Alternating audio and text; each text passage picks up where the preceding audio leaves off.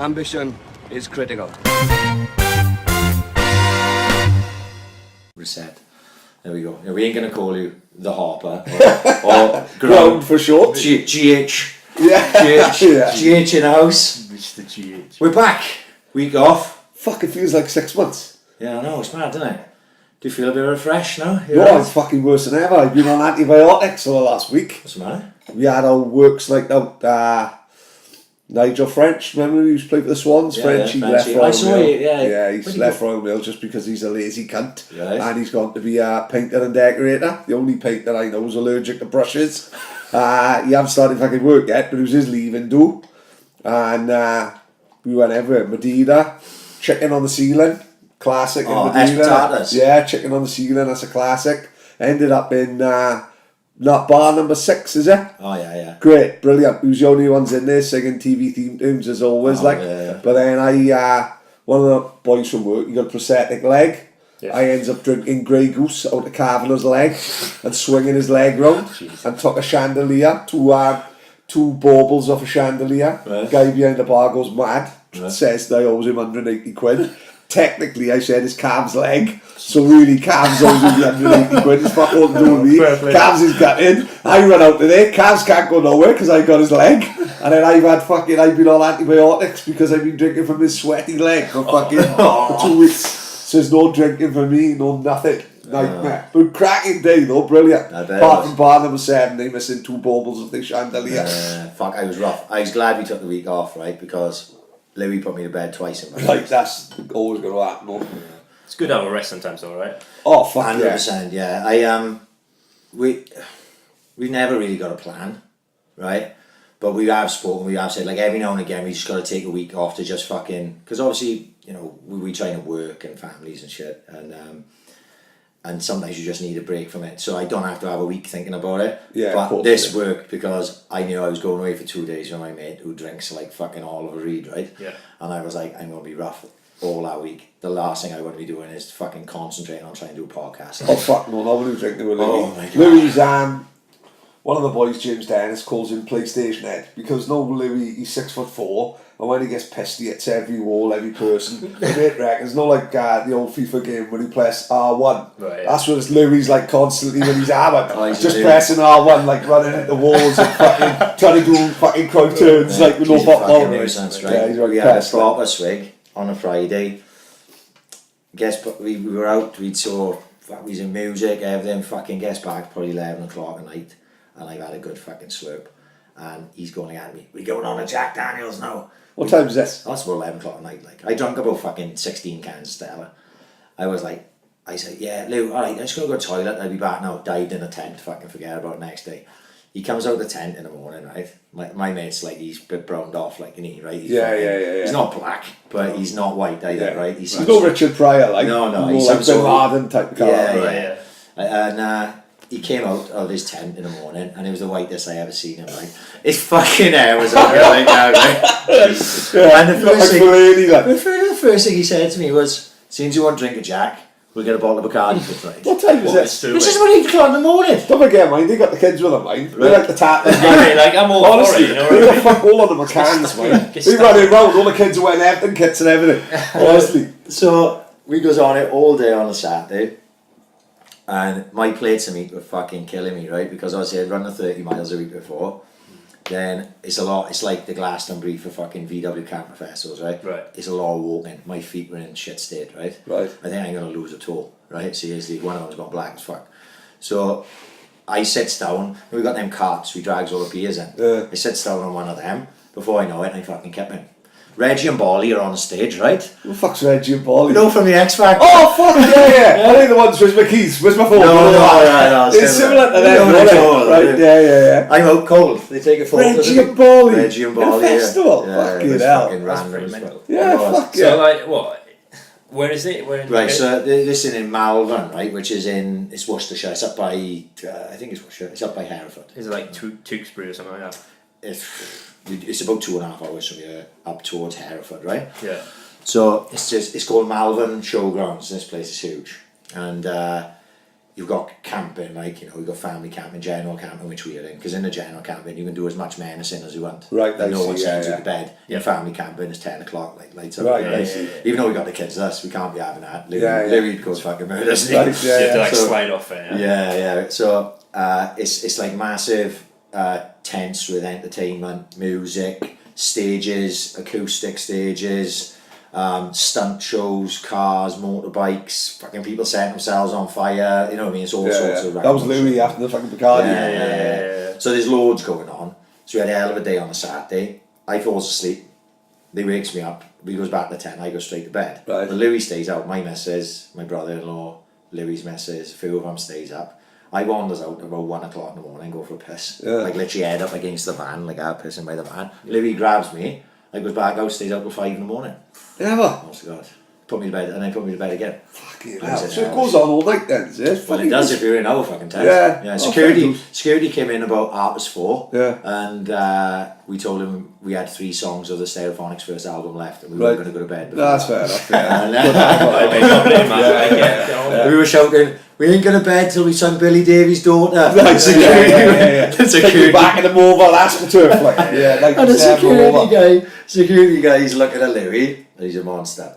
And they just go, Big in, guy, yeah. "Yeah, alright boys, can you just make it the 3 songs?" And they went to bed. I couldn't drive home till fucking late on a Sunday. Never. I was still wrecked, man. So yeah, it was heavy. So anyway, I was very glad we didn't do the podcast. So Yeah, I better yeah. introduce this. We were back, episode 46 with the Groundhopper. Right. Sean's in the house. Let me give people a background. Yeah, how of course, I give me came- a background, because this is new to me as well. Right, man. so this is what had I a like bit- sometimes. I had So a like- binge last night. This fucking, I had a good 3 hours Do you know, last I night. was talking to my father about just now.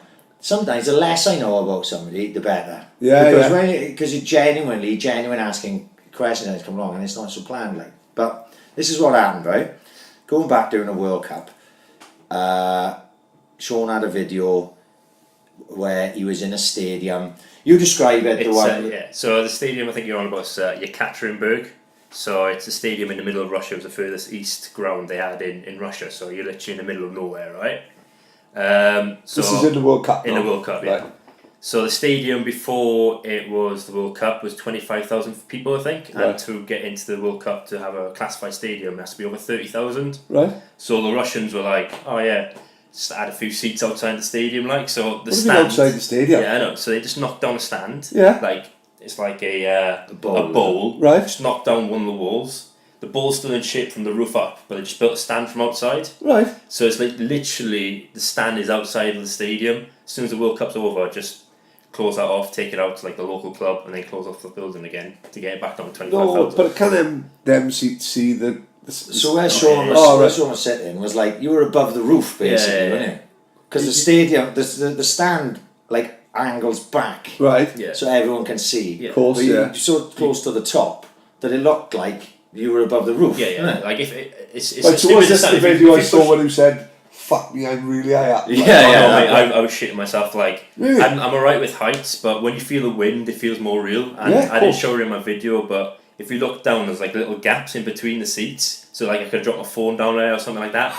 And you see in the video, if you walk up, you can see It's the like scaffolding. scaffolding, I yeah. saw It's that. like- Yeah. I thought that was like a really Tate Modern type of design. No, it's- that was just up there for the World Cup. Yeah, yeah, Putin yeah. don't give a fuck. No. He stuck steroids up the scaffolder's ass. He didn't give a fuck. He was like proper. What's that fucking documentary again? Icarus. That is proper Icarus shit, isn't it? I thought that was like properly modern. No. It's probably. I don't think it's down now. I think they're finishing until the season. The Russian season's finished, and then they're Yeah. going to take it down for next year. But mate, I was fucking petrified. I mean, those scaffolders are buzzing. Yeah. Ross Lynch and Morgies Yeah. would make a killing. No, the fucking World Cup is in Britain again, would they? So that video got retweeted across my timeline by somebody. Yeah. And I was in work and I thought I'll take a look at this. And I clicked on it. Take a look at this fucking idiot. Yeah, look at this fucking. So I watched it and then I retweeted it. So then Sean sent me a message, thanks for retweeting my video, like. And I was like, no problems, pal. And we had a little convo back and forth and a couple of little, and that was that. And we started following each other. So then I started following, because obviously I watch a lot of YouTube, IFL and stuff we talked about before. So I started following Sean on YouTube. And then, I'll be honest, at first I didn't really watch a lot because I was watching the stuff as you were doing it. I didn't watch the back stuff, I if you see, know what I yeah. mean? So, Yeah. because how long were you in Russia? I was in Russia for about a month and a half. Fuck! Well, like just try to do as many as you can. Like the World Cup was too expensive to do too many. I think I've always wanted to go to Russia, like, because it's Why? over here, like It is I'm the different type of world. person where you only get the experience of a country if Yeah. you visit, and over here it's like fucking Russia. What the fuck's going out there? Yeah. And like you get the real perspective of it. Go traveling. Of course, if that makes yeah, sense. yeah. You meet the people and all that shit. And I've always had that like fascination, but I didn't want to go to Moscow only. I wanted to see like the other cities because they don't have that many tourists. Probably. No, of It's course, probably yeah, a different yeah. taste. Yeah. Like if you go to London and then you come to Swansea, people Yeah. are totally different. Yeah. I And totally I thought agree. the Yeah. same.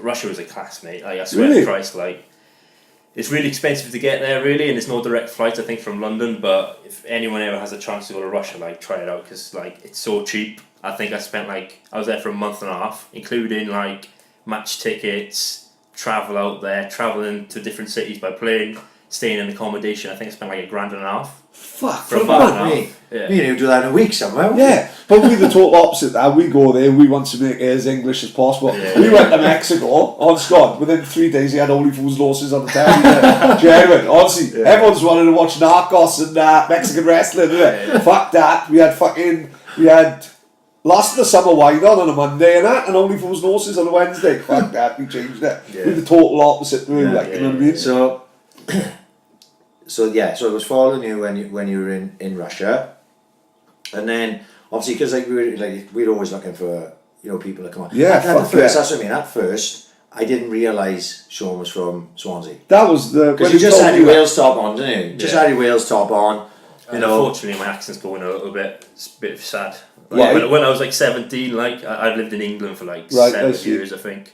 So What, uni and shit like unfortunately, that? pardon? Uni and that, or... Yeah, uni and work and stuff. But unfortunately, you pick it up a little bit. Yeah. So that's what threw me because me and him are proper Swansea Jacks Yeah. So if you was like full on, it would have noticed it Yeah, straight of away course, because it was yeah. slightly odd. I was like, well, maybe he's not from. And then I saw your videos with the Carmarthen Town, Yeah. right? You did the The YouTube, the football manager stuff. right. So I went, because he's doing Carmarthen Town, he must be from Carmarthen. That was my thought, Yeah. And then obviously I watched the video and I realised you were a Swans fan. I can't remember when. I thought, fuck, 100% then. Yeah. We'll have to get the Groundhopper on and fucking just hear about his fucking Yeah, random fuck stories from around Europe. Like. So the Russia thing, was it planned to go out there for the World Cup, or did you just think, right, I'll go and see a couple of games and then I'll go around the country and... So I was working. I don't want to know. I don't know if I should say the company I was working for, but I was working for a certain company, and I was really unhappy in my job. Yeah. So I've always, as I said earlier on, I've always wanted to go to Russia, and I kept on chatting to him saying like I want to go to Russia for I think a month. Yeah. Because if you're going to like somewhere like that, You've the got amount, to of see, yeah. the amount you spending to get there, Yeah. and then go in after like a week or two, I think Yeah. it wasn't worth it. So I was like, can you give me like prolonged period of time off? And they were like, no. So I actually quit my job to go up to the World Cup. Fuck, fair Yeah. play. Got a lot of time for that. No, I'm a big fan of that, like. So, like, as I said, like, the plan wasn't to quit my job, obviously. Yeah, of course, But I yeah. didn't have much leadway, so I went travelling. I went to Poland,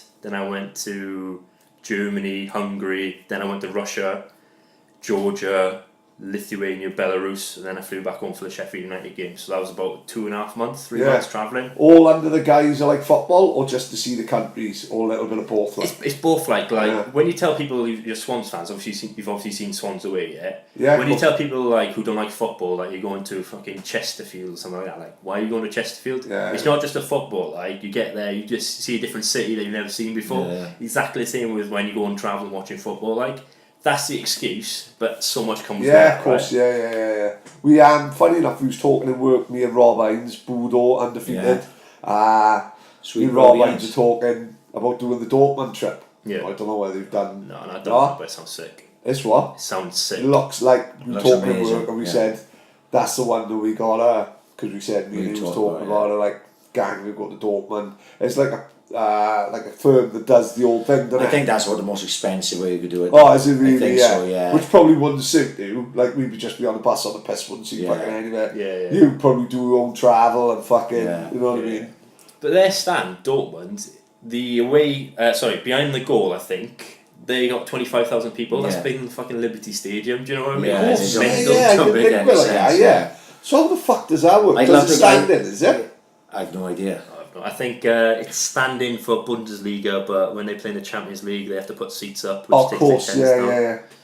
But yeah, it looks 25,000 in the stands behind the goal. It's incredible, isn't it? So how big must that fucking stadium Probably be? 70, is it? Is it Huh? 60, 70? It's like 80 or something. I think it's the biggest one in Germany. Really? Yeah. Even bigger than Bayern Munich, man? Yeah.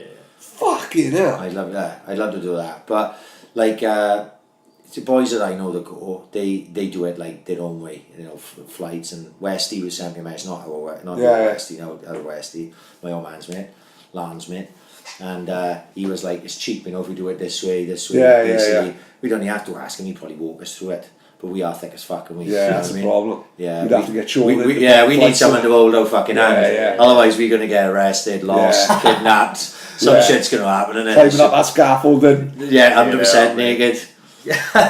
And we're gonna in Russia as well, mate. You get done by their police, you probably get filled in well and proper, aren't you? Yeah. So, anyway, in Russia, like, did you do this all on your own? Yeah. It's like a big thing I use is Skyscanner. Do you know what Skyscanner is? Yeah. Flights, yeah. What's that? Now when you've got a dodgy box and you tell someone from Rupert Murdoch's from the corner, charging a pub 60 grand and showing 3 o'clock Saturday games. No, it's basically like a what would you call it? Like a flight. Yeah, it's like an app for flights. Yeah. It shows you the cheapest flights. And Yeah. It basically will do it all for you. Oh, So you right, just put yeah. like United Kingdom to Russia, and it tells you like the cheapest way to get Yeah, there. yeah. It gives you the cheapest flights. So, like I was saying, I went from Hungary to Russia because it's like 30 quid flights. Fuck. People think to get to Russia, especially when you got BA that fly there, I think it's like 200 quid from the UK. Of course, yeah. Like just go around in different ways. Yeah, you know yeah. what I mean? So then while you're stopping in these places, you're seeing bits of that as well. Yeah. Exactly. But they're all places where, let's be honest, the average bloke don't really go to see, is it? No. Hungary, Russia, Germany, I think Berlin is on the list, I think, you know what I mean? Yeah. See, but Hamburg's supposed to be good, but I couldn't imagine anyone going, fuck, I'm going to Russia for a month, like, Yeah. you know, one of the locals, like, too, they sell? They were great, mate. Really? Especially like in Moscow, they were friend. Well, if you're comparing like Moscow to London, because I think they're about the same size. Of course, yeah. London, I lived there for a year. London, you go to people in the street like, oh, sorry, mate, where's Piccadilly Circus? Blank you. You literally got to chase them down the street to help you type thing. Really? Yeah. In Moscow, you literally go up to anyone. They can't speak English. Yeah. They still try to help you, like. Yeah, cool. And this is the capital city with like 12 million people,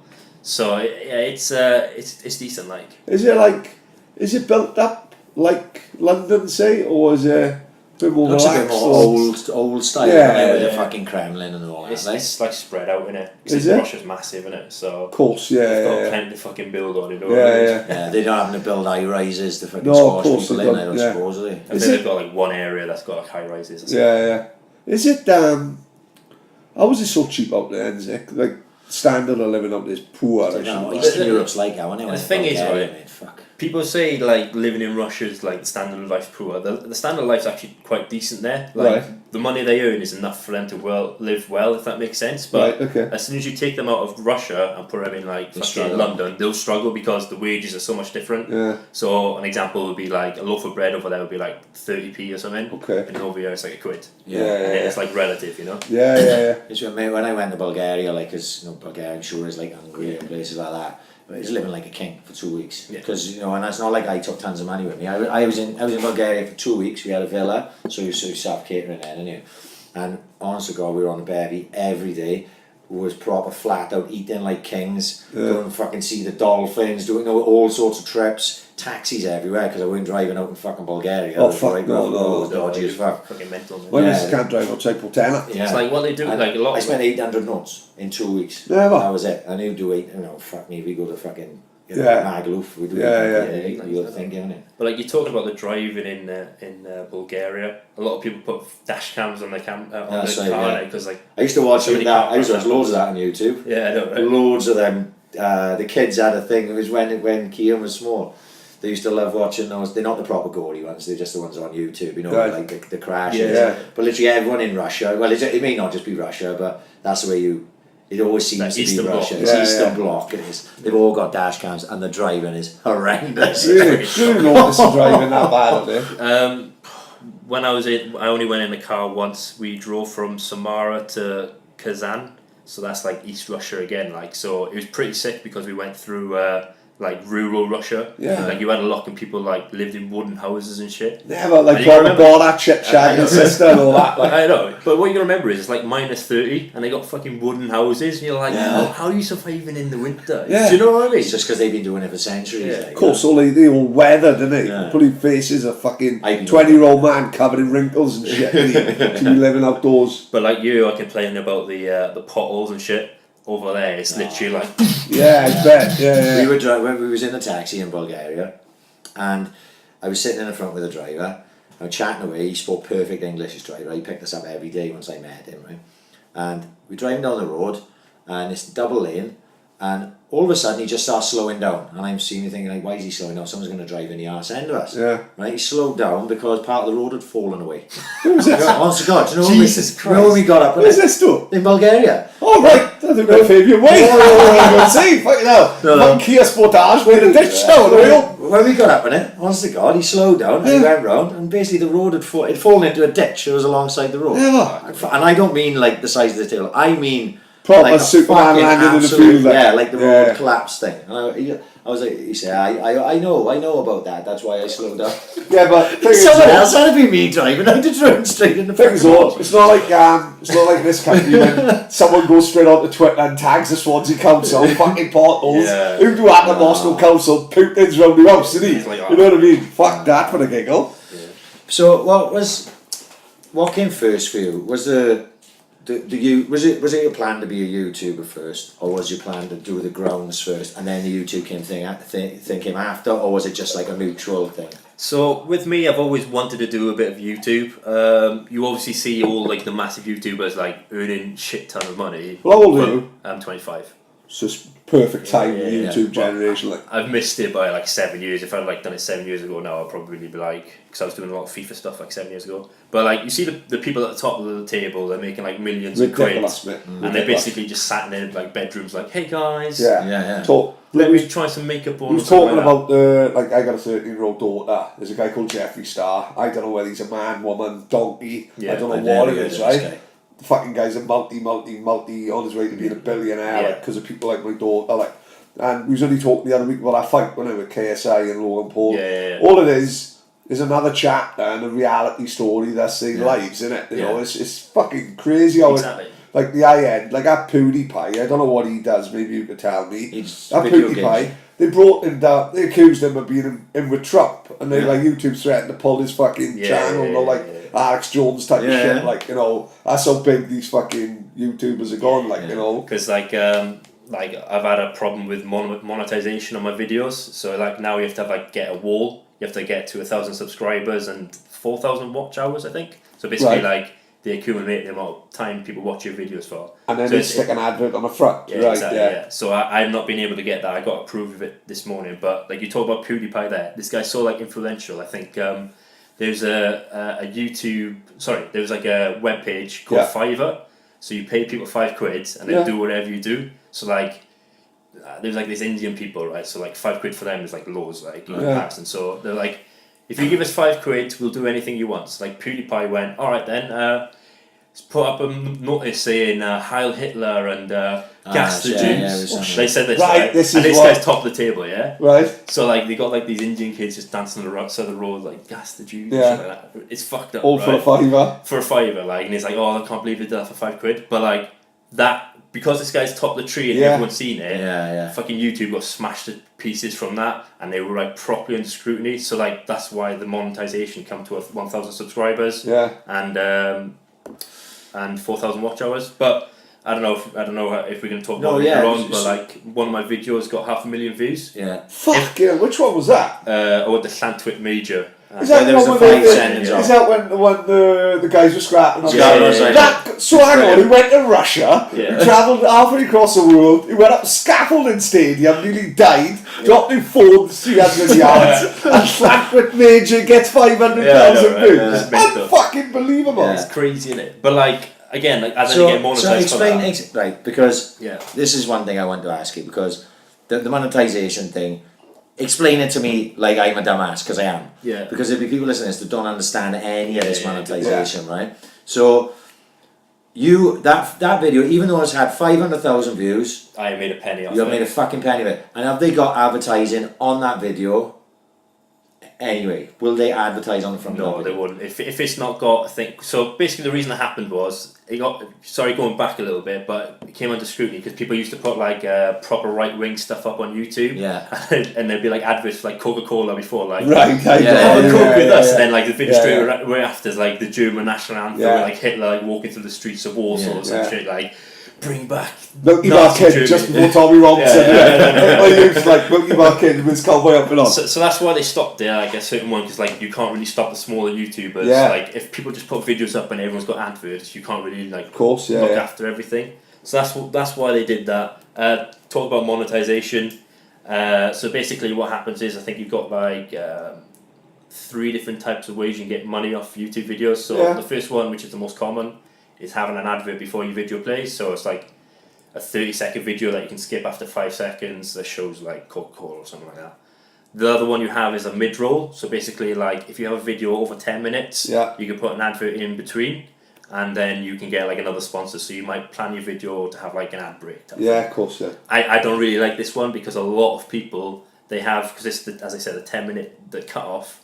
A lot of people put videos up that are like 10 minutes and 1 second long, so they can have that advert. Right. And it's just kind of, you know what I mean? It's just fucked up. It's like you're only doing just enough so you can make money off it. Fuck them, you know what I mean? You're not doing it for the content. Yeah, exactly. You're just doing it to make money. Like. Yeah, exactly. You know. So for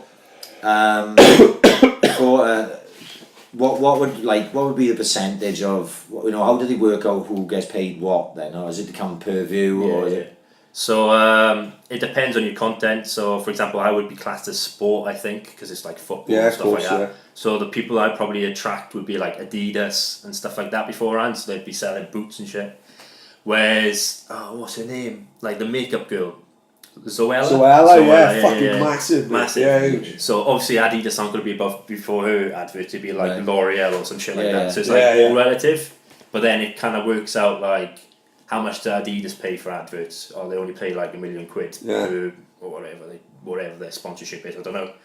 But then like L'Oreal might pay 2 million. So like you might look at my views and I have like 10,000 views. And then you might look at Zoella and she has 10,000 views.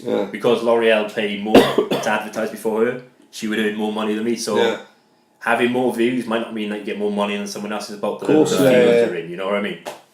Because the way they earn money as well is the products they use in their videos are obviously giving them to them for fuck all, and they probably give them a coin as well, because then all the kids will go out and say, fucking hell, I want this and I want that, and then they bring out their own ranges. Like, you know, that's how fucking people like Zoella, and there's a girl, Saffron Barker, my daughter loves the way she dresses. Like, it's fucking great with this fucking millionaire fucking 21-year-old from fucking Romford. It's not good for the fucking postman's daughter from Portanan. When they want Balenciagas for Christmas and shit like that. But I would never. 500,000 views is up there with True Geordie, who has a lot, mind. Like I've watched that. I've seen 1 or 2. You know, he hits a million. Like, you know, he hits a million for random ones for him just talking to the camera. He had Robbie Williams. He had about 400,000. You've had more fucking views on your video than he had with Robbie Williams, which is fucking mental. Which is mad. How you surely there's you should have earned something from that video. So that, you know? to give me an idea of, you don't have, like, if you you don't have to say, right, but let's say you were monetised before that video went out. What would 500,000 fucking views be looking at getting a new pin? So, like, as I said before, each video depends with the content, how much you earn, but the general like consensus is that 1 million views equals £1,000, so that would have been about 500 quid. And I think if I were to monetize my entire channel, because it's gone off to about 750,000 now, including the other videos. 750,000 views. If you class like that's like 750 quid. Which probably like pays for a lot of the games of of course, If it's all throughout the season, like, exactly. You know what I mean? So if like, you say you spent £1,000 in Russia, that £700 pays for the fucking trip to fucking Belarus, doesn't it? just more films again. Like, you know. But for me, it's not about making money. Like I do want to make money, but I want it to be kind of like pays off what I pay, if that makes sense. Yeah. I'm not about like, oh, look at me, look at Yeah, of course, yeah. Oh, that's not what we'd be like. Yeah, We'd literally be throwing money up in the air, making it rain, fucking walking around with chinchillas on, champagne popping, all sorts of shit like that. That's fucking life, you know what I mean? You open doors as well, because you're like a fucking a feature, if that makes sense. You open doors, probably like get invited to special rooms in clubs and shit like that. You see YouTubers like, oh, come in here and shit like that. Yeah. It's a mental world, like, because 10 years ago we had nothing like this. Incredible. It's just blown up out. Yeah. What surprised me is when I was looking back through the videos was you pretty much just been a year, is it? How long have I had my channel for? I started like 2 years ago. Right. Fuck, I thought it would have been years. But like I've never taken it seriously. It's always been a hobby for me. Right. Like recently, especially as I quit my job, I've got more time on my hands, and like. Are you looking to get into him like more not full time as such, but is it like?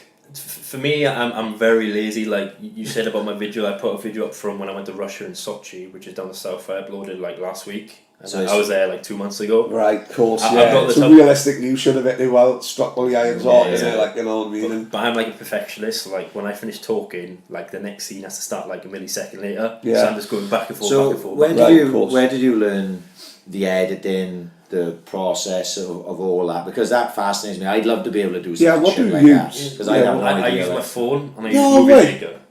It's like literally that's it. Yeah. Like I swear to Christ, like I brought my equipment along with me, like loads Yeah. of this, you know what I mean? Like that's what I'm using. Because I just assumed when I seen you filming yourself and that in a stadium, I just assumed that you had like a little GoPro or something. Yeah, I thought that as well. See, for me, like I'm not. It's fucking weird for me saying this as I'm a vlogger, but I feel like vlogging's a bit weird. Right. If you watch my videos, like having your face is important to have it. I'll have it at the start and I have it at the end. Yeah. Because when you're just like watching a football game and you're just like, hey guys.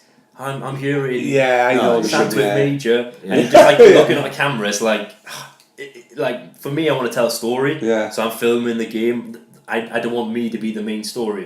If you know what I mean. You want the game to be the story. Yeah. So, exactly. So like I've been doing it for 2 years, but I've always like I've always been a bit like shy doing it. Of course, yeah. Because you One put yourself wrong. out there. You know what I mean? Yeah. Yeah. Because like when you've got your little because you scan out like from where you are to where the video is. Like it goes from Swansea to, let's say, Clancy Major, just for argument's sake. Yeah, I like the Google And it Maps. comes out, the Google Maps. So how the fuck did you do that? That's not from That's not from Movie Maker, surely. It's Google Maps, and I got this thing called OBS, which basically just records your screen. Yeah. It's more than that. It's like when you do Twitch streaming and things like that, it's built in so you can put like overlays and stuff on it. So overlays is basically putting like, I don't know, the date or something over the video, yeah? I just used OBS as a recording software to record the screen, and I go on Google Earth and I just put in from here to here. Yeah. Like, I'm so like low maintenance, you know what I mean? You sounds like a fucking wizard to me. Yeah, no. See, because we'd have heard of old this is fuckers as Elon well. Musk shit. Yeah, I know. No, All this is I'm this is looking at why- bewilderment. This is It's why like talking to Dumbledore. to him, see, that's fucking simple No, what you just said. OBS. To me, I'm like, what the fuck's this cunt OBS, talking I about? thought it was when he needed to go on a shit all the time. OBS, I thought, fucking hell. But to me, like, I'm watching your video and I'm, any sort of editing of it and graphics on screen, the Google Maps thing, anything like that. I've no idea. It looks This brilliant, makes no doesn't sense to me how we could. It looks brilliant. I thought that you were going to say to me, "Oh, I recorded all on my fucking GoPro. Yeah. Then I take it back to my laptop. Then I've My got studio. but then I've got a program on my laptop and I can edit this here, this Yeah. and that. And I thought you'd need to have some sort of fucking production teach, being taught or something. Or did you just like pick it up, mate? And these days, I know I'm on YouTube. Everything's on YouTube. Like I feel like, for example, university and things like that, which teach you how to do like YouTube. I think it's a waste of time because everything is there for you right now. Yeah, of course. So basically, you would just Google. You would just put in YouTube. How do I edit? And then there'd be a video showing you how to do it. So I have been using Sony Vegas, which is a different editing software. It's like Movie Maker, but Movie Maker doesn't let you put things on top of the screen. So a lot of stuff I did at the start of the year would have like the scoreboards and the scoreline and stuff like that. I done that in Sony Vegas, but it's fiddly as fuck. It's like you have the screen here, and then you've got another screen here to adjust where things go on the screen on the other side, if that makes sense. It's just pain in the ass. So I reverted back to Movie Maker because it's just trying to make it as easy as possible, you know. I don't want it to be taking up all my time. If I like sat down on something for a prolonged period, it probably takes me about an hour to edit something. That's not bad. It's pretty quick, innit? Yeah. But it's just like, as I said, I'm a perfectionist, so I'm just like watching myself talk and it just gets to my fucking head, you know? Isn't it mad how everything is on YouTube? Yeah. Fucking, I struggled to turn my fucking jet wash on a couple of months ago, right? Yeah. You go on YouTube, Karcher, there's some fucking idiot in his garden running into it. Yeah, It's right. fucking crackers. Everything, Same as when we had a camper van going to Glastonbury, couldn't get the fridge to work. Honest to God, the fridge was fucking boiling. You know what I mean? Fucking, Yeah. I got fucking 16 slabs of Peroni. You know what I mean? You can't fucking buy Sunday and be fucking like a cup of tea. It goes on YouTube and this fucker's telling me how to turn the fridge on. It's meant Fucking to be. brilliant. By the morning, it was ice cold. Honest to God. Fucking hell. Everything's on YouTube. And no kids watch TV no more, do they? No. TV have gone, you know. My daughter, she knows Netflix, but apart like Stranger Things, but you tell her fucking what time fucking D'Artagnan's on, and she hasn't got a fucking clue. Yeah. You don't even know what D'Artagnan is. You're 25. This is way before his Yeah. But like TV, I feel like, I don't know if we talked about it earlier, but there's like a big threat for TV with YouTube now, because like the views that you get on YouTube is so much more than TV. I totally agree. Like, but they keep on like dismissing it. So you watch like the KSI Logan Paul fight, we spoke about it just now.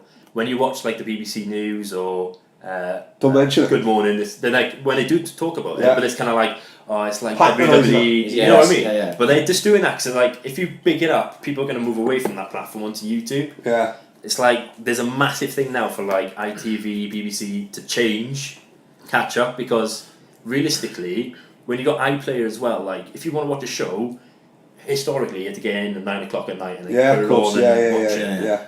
Like these days now, you don't need to You can do watch that. it Like, anytime, I man. go out for pizza and come back and watch it later. Like. Well, who's saying that But, like- now? Saying like them fucking YouTubers on this morning. Yeah. I guarantee this morning didn't get him 500,000 views like you did. No. You know what I mean? The days of Morecambe and Wise having 18 million on a Yeah, Saturday yeah. night.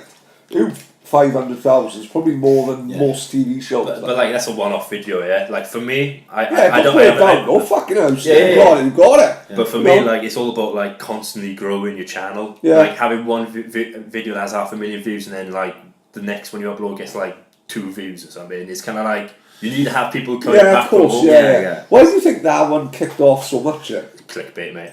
Do Like it, my title was assistant manager fights fan, 5 red cards, 22 player. Yeah, but pro. you didn't like, you didn't oversell it. No. It was fucking brilliant. It's It's the best fucking I've seen. brilliant. Right, it's fucking brilliant. Yeah. But the one I liked out of them all, Yeah. I don't know why, the Goitra one. Yeah. I watched it yesterday. Right.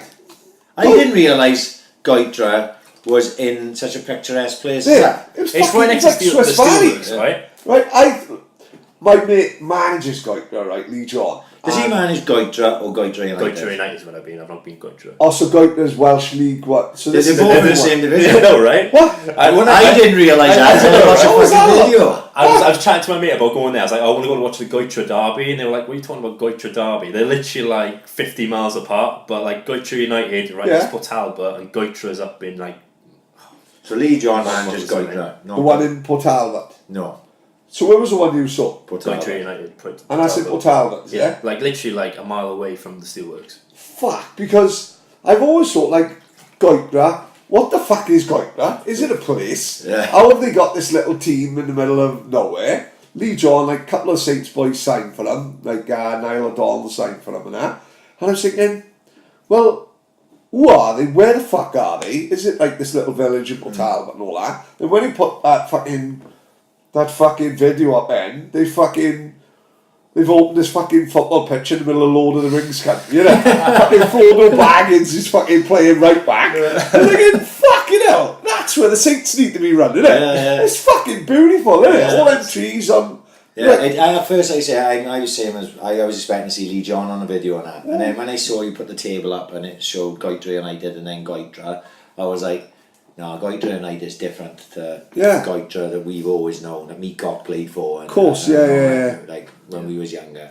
So, but I think Goitra was where I went past Goitra on the way to doing the Port Albert half marathon. Right. Yeah, it's up in the fucking in the hills, isn't Do you know the motorway, the M4? And then you can turn off to get to the steelworks. Yeah. If you turn left on that roundabout, you go up to Goitra. That's The Goitra that you went. I went past that. I Right. went past. You haven't been to the other Goitra? No, I try to do something local to me. I think that's in the middle of nowhere. It's like hour and a half, 2 hours away from us. What? Really that far away? Is it fucking really? I would have. I might be like overestimated, but like But for it's me, not as close as- anything over an hour is like, I don't want to go there. No, of course, yeah.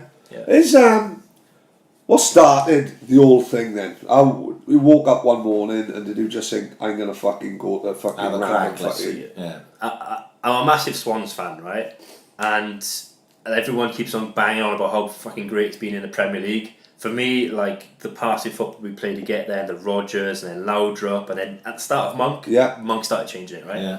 And then we started playing more long ball and just all about grinding out results. I found it fucking boring playing You're not 20 don't worry, teams you're every time. not on your own, don't worry. Yeah. So I was You're in like, good company. You. I was working in London, so the place I was staying, right next to it was a team called Hanwell Town, and I just thought like, let's jump over to there. Yeah. But for me, like, I always like working, if that makes sense. So I thought like, I'll try to do a vlog. Why not? Let's have a look. Yeah, of course. When I went down there, they actually had the FA Cup on show because they had the result of the round before. Right. So I think they were like an 8th division team, and I knocked Enfield out, who I think were Conference South at the like time. the road to Wembley sort of Yeah, thing. yeah. So I think they were Conference South at the time, and they knocked them out. So they brought the FA Cup down to Hanwell. So I thought that was pretty interesting. I started a series called the 92, where I wanted to do every team in the 92, and it's just basically a bit of a hobby. Like if you're doing it without like proof, it's kind of like, oh, I've gone to all night. It's like, oh yeah, great. Having the videos, you can watch it back. You're like, oh, I went there. Oh, that was funny when that happened and stuff like that. But Do you know one thing I noticed when you done the 92, you were at Brighton the same day I was there. Yeah. And we were sitting, honest to God, within spitting distance of each other. Never. Yeah, because when I watched your video of that day, I was You were in the background, pissed as fuck. No, I wasn't. I was Talking on a chair. I was I've had enough The of problem this. was like, this fucking idiot behind me, like, and his fucking Look at big this black guy, down mate. No, I was with Niall. Obviously, because I could tell from where I was sitting, we were pretty much on the same level, but you were further to the right than I was. I was just to the right of the post, basically, and you were further right of me, like, you know what I mean? Which I thought was strange, because it's like, they say it's become such a small world these days. And Yeah, we're oh, sitting fuck here yeah, now, yeah. and we were fucking sitting as close when we were in that stadium as Swans fans. Yeah. Well, you know, watching us fucking get trumped. How many other 92 did you actually make? What, on my channel? No, In real life? Yeah. But if you're watching the Swans about, like, it's been supporting us since League 2. So I've done like 70, I think. Fucking hell, so hell. we're not But, far like, off then. But on my channel, I think I've done 33. Yeah, but still, Yeah. you know, you can't record them all, can you? If you've done, is the aim to do the 30 now in the next couple of years? For me, I feel like it's something that I could do a lot better. Right. I don't really talk about the history of the club. I'm just turning up to a stadium like, hey guys. I feel like if I get more support and I have like more funding, I can like invest into editors and stuff like that. I can do more of like a story and history of the club and have like a bit more personal touch. If that makes sense. Only thing with a 92. Oh, sorry, go on. No, that's it. Oh, sorry. Only thing with a 92. Don't you think it's something that's probably been done Yeah. and done a few times before, innit? Yeah, I Maybe would not imagine filmed, so. but it's been done. Yeah. The Groundhopper thing, like I love the fact that you can go from this fucking stadium in Russia to fucking Goitra on the same page. That's what appeals to me. That appeals to me more than the 92. Yeah. Like, Yeah. Well, look at obviously, the 'cause fucking- out of the 92, we're going to be going to Anfield and Old Trafford, and there's nothing really you can tell me about them sort of Yeah, grounds. Like, granted, you can say, you know, if he goes to fucking Tamworth, then I'd say fair enough. Like, but I've been to the Tamworth. huh? I've been to I Tamworth. mean, yeah. My boy played up there last year. Is it? Yeah. Yes, he is. Yeah. So like it's, but those ones where you go to, you can go from fucking Carmarthen to fucking Yeah. like Word of Bremen. Well, just look at the West End one yesterday. I That was across. brilliant. Amazing. What I love about the West End one is the home page is just John Cullen. Yeah, the yeah, home page is Tracy. John Cullen. The same That's what I was just going got. up. What you don't, It's brilliant. When that popped up, John Cullen. What you wouldn't know is that John Cullen, who you interviewed there, is like a proper. We've known John for years, Yeah, right? yeah. John come Proper on my Swansea legend. John come on my wet in a baby's head, like when my Yeah. youngest boy was born, Yeah. like, right? John's like one of the boys. He's our mate's cousin, isn't he? He's Morgie's cousin. Yeah, Guz's of course. cousin. Yeah. We're all sort of intertwined, like his brothers and that. We all know each other, like Yeah. so. when I saw John, I was like, fuck, I gotta watch this. And then obviously then you did the joke with the Townhill and the favelas. Brilliant, right? It was class. Explain that, no, because Sean explained that to me, right? Because obviously the boys were bantering, weren't they? Yeah. I thought we was going to have the TMB outside. Oh fuck yeah.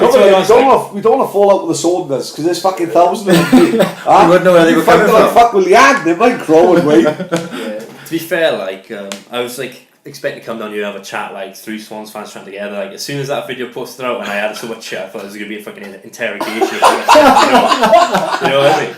But yeah, like so.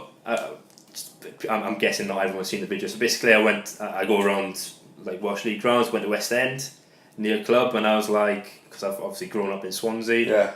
But when I grew up there, like we've seen a lot of dodgy stuff and stuff. So I went with my mate Joe, and I was like, oh yeah, this is a bit like the rough area of Swansea, if you like. And I made a joke in the video. I was like, oh, so if you compare Swansea to a city in the world, you could say Rio de Janeiro, because like down the front you have all the beaches and stuff like that, and then up on the hills you've got like the favelas like Townhill. But you know what? We edited a photo of Rio, then we put another photo straight after. Yeah. Fuck, Townhill looks really nice. But it was another photo of Rio. I thought it was fucking Townhill. Look fucking lovely. The helicopter's going over. You couldn't tell whether it was Brazil or not. When I did that, right, I researched like the fucking most bizarre thing I could find. So I think on that it's got like the helicopter, there's like tanks going through the favela. So I thought it'd be fucking hilarious. But the reason why I did it, and there's like a legit reason why I compared that Swansea with Townhill with the favela. Historically in Brazil, like people would used to like fish by the sea, and then like the Spanish or Armada, the Portuguese like ships and stuff, they came in and pushed like all the working people up into the mountains. Right, I see. And like people in Townhill are probably more working than like in the middle of the city, like of course, But like what's happened because if they built it now, the fucking the houses would be on the fucking hill. Exactly. That's what I'm saying. That's fucking working class scrubs would be down the docks. Exactly. Whereas like they fucked up because like Panty Carling got the best views in Swansea. Bar none. You know what I mean? Isn't it? But I stayed in the favela for a week when I went to Brazil, right? Right, let's just rewind that again. We'll get back on the John Cullen and the favelas at Townhill. You stayed in a favela in Brazil for a week. Yeah. Right, why? Alright. Was Westy there? Okay. Yeah. How the fuck do you wake up and say, right, I'm going to the roughest part in the world? Not even fucking Swansea, I go to the roughest part of the world. And how are you still alive? Yeah, so to be fair, like, again, like, when I think favelas, I think, like, because I've been there, I've been like, oh, there's no issues here at all. So, like, when I made the comparison with the favela, I was like, yeah, whatever. No, don't say whatever. You can get away with walking on Russia because you look half Polish. Yeah. But you ain't looking like an extra from the city of God. You don't look fuck all like little Z's. You're going to stand out a fucking mile with your bunky town accent. You know what I mean? I don't know. I just think, like, I talked about, like, getting to know proper people. I feel like going to Rio de Janeiro, it's better to stay in favela, get people know people there. Like. When you like you fly out to Brazil, you haven't planned digs, you've just gone... Oh, I planned beforehand, like it's on Airbnb. Right. Again, with it being a favela, it was like 15 quid a night or something like that. Hang on, they do Airbnbs in the fucking favela. Fucking hell. We are fucking old as fuck, mate. We don't realise any of this shit that works. Pictured Airbnb like this posh house on Hay on White. Not fucking 15 quid in favela. They got them too, man. The views were mental. Like where I was staying, like it was a proper apartment. Like you had everything to yourself: kitchen, bedroom. And you want your own again, isn't it? Yeah, on my own. Fucking hell! What do you mean to death? But like the views I had, like you had what do you call these? Like massive bifold doors. Yeah. And like outside of that, you had Sugarloaf Mountain and the fucking beach and shit like that. You could see the Christ Redeemer from the bedroom. That cost me 15 quid because it was a favela. It's mental. But you got the same with Uptown Hill with the water tower, innit? You can do travel around the water tower, cost £2.50 to get the top. But the reason I done that comparison, as I said, like the views you get from Townhill to what I had in the favela when I say there is like the best part of Swansea you can see from Townhill, right? Yeah. When the fireworks are on, like we all go up to Townhill. Of course, everyone piles up there. Like, you want people to go now, we'd be fucking chasing. I can't go there. Me and Paddy will have to have a word with the boys. We'll have a word with the boys, it'll be alright. But the video's fucking hilarious anyway. Like I think there's like a bonfire going off right next. Right. We couldn't have timed it any better. That was a dead body, by the way. Honestly, technically, you should have handed that into South Wales Police. Because all you can see in someone's backyard is black smoke. Yeah. They either But this burn a tyre. fucking day. It's like a fucking harvest 2-3 It's like, o'clock no, kick off and they let's fucking be burning honest. tyres or Who something. burns tyres in his backyard absolutely happy? Either that or he was just announcing a new pope. Fucking crackers out. I saw the video. Then Chrissy Hall kicks a keeper in the head. Volleyed him in the head and just blamed the keeper. Just for headbutting his shoe, did he? Brilliant. And then JC comes on then as well, didn't he? And I was like, this is fucking brilliant. I knew had a ball like him for standing behind the goal foul. yeah. Someone told him to fuck off. Yeah, apparently I couldn't have done that, so it was a bit fucked up for me. But I think I paid like £5 entry, and I'm a proper cheapskate. I'm a proper cheapskate, and I'm like, well, the fuck's the difference trying to be here to the side? So I thought it'd be pretty cool to go behind the goal and see it go in, but then the guy missed, and I was like, oh, fucking hell. I'm already like compared fucking Townhill to a fucking favela now. You're not taking no shit because you've been in City of God the week before. You don't give a fuck about Ryan Saunders. You know what I mean? He's worried about Benny. I think the striker got sent off and he like started like he threatened like the fan and shit like that. So when I like say like Townhill's rough and then like I said like the booing behind the goals, fighting, couldn't got any better. It's not like perfect. You know what I mean? But yeah, Townhill's fine. I grew up there. Like I've always had a good crack with the people around there. But again, people don't know that I'm from Morriston. Well, the way I seen it was like I'm from Swansea. And I'm gonna dig at Swansea. People at Townhill that sent me a message on Twitter probably seen me as a boy from Morriston have a go at Townhill. No, you know what I mean? Anyways, banter. Those boys, they know us, and they know that we are fucking full of banter, and it's only fucking banter. Ryan Saunders is that. He's always with his missus. My van's probably on fucking fire. It's in the video, like, you know what I mean? It's all burning tyres out the back garden. But yeah, fucking that Brazilian one is fucking mad. So when you're walking around the favela there, it's not like intimidating or any shit like that. So the one I stayed in was alright. I do say that on the Friday night I got woken up by gunshots and I shit myself. Like there's like 3 lock systems into your favela dorm, if that makes sense. So there's like 3 doors with locks, right? So you got your first one which is for everyone, which you have to get through the door. Then you have your front door, and then you get through that, and then in your bedroom you have another lock.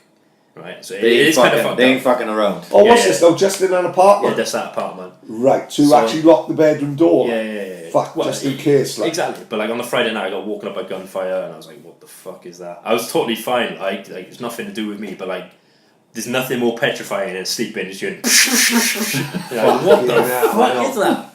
You're there for like 2 hours just like, oh, I hope they don't come for me, and then nothing happens. Fuck yeah. But I went to the most rough favela when I was out in Rio. It's called like Alaman or something like that. It's like the German part or something. It's like historically it was like a German favela. I don't know. And I got shown around by this like world charity thing. So they started off like a football pitch there, right? So they had a pitch in the favela, get people, the kids, to do something creative instead of getting into a life of crime and shit. And they can teach people like along with football that don't fucking fuck around with guns and shit. But I went there and they told me like, oh, if you hear any gunfire, don't worry about that. Now it's like 12 o'clock on a Tuesday afternoon, right? Fucking Tuesday, right? And I was like, yeah, whatever. I know, nothing happens on a Tuesday. I got into the football pitch, right? You just hear like, and there's this right. So I didn't explain it really well. So the favela's down the bottom, and up on the hill is where the football pitch is. So you can look over all the favela, right?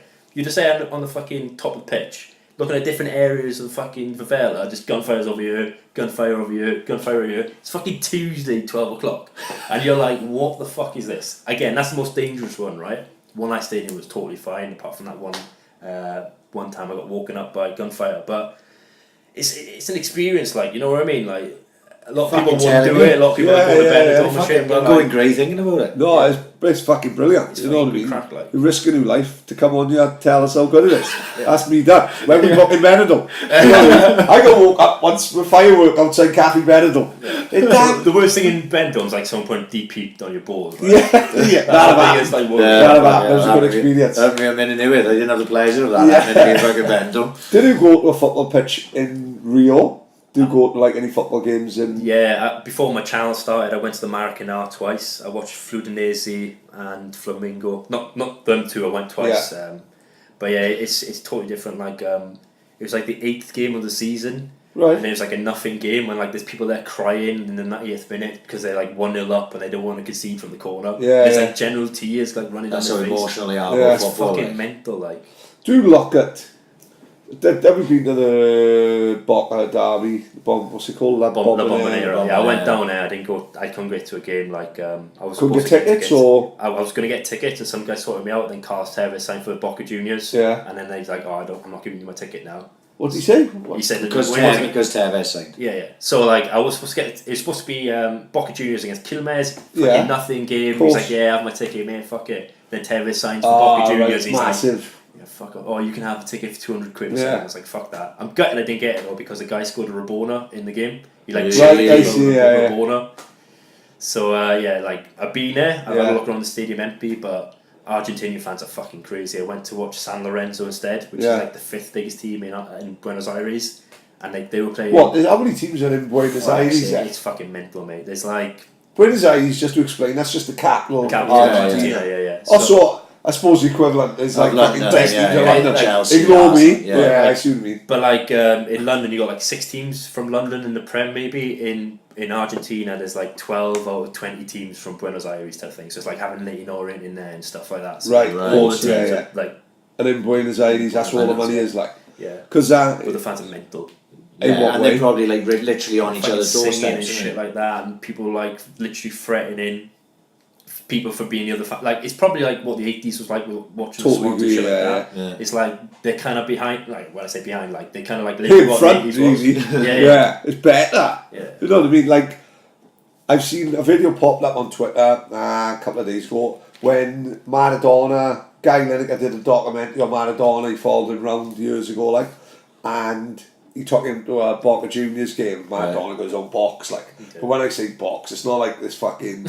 Like the literally a Swans box. thing where they looking through the fucking people to see if anyone was doing Charlie on the table. Maradona's fucking box is like a door opens up and then he's got seats, but it's open, if you know what I mean. There's no window there. Yeah. He's just on his own railing, like, you know what I mean. Yeah. And the atmosphere there, especially when you look at do you see the Man City game last night? Yeah, I did. There's fucking empty seats. Yeah, in Champions Everywhere. League game, yeah. On the first Champions League game of the season. Yeah. And then they were talking about fucking San Lorenzo, fucking atmosphere there, and fucking.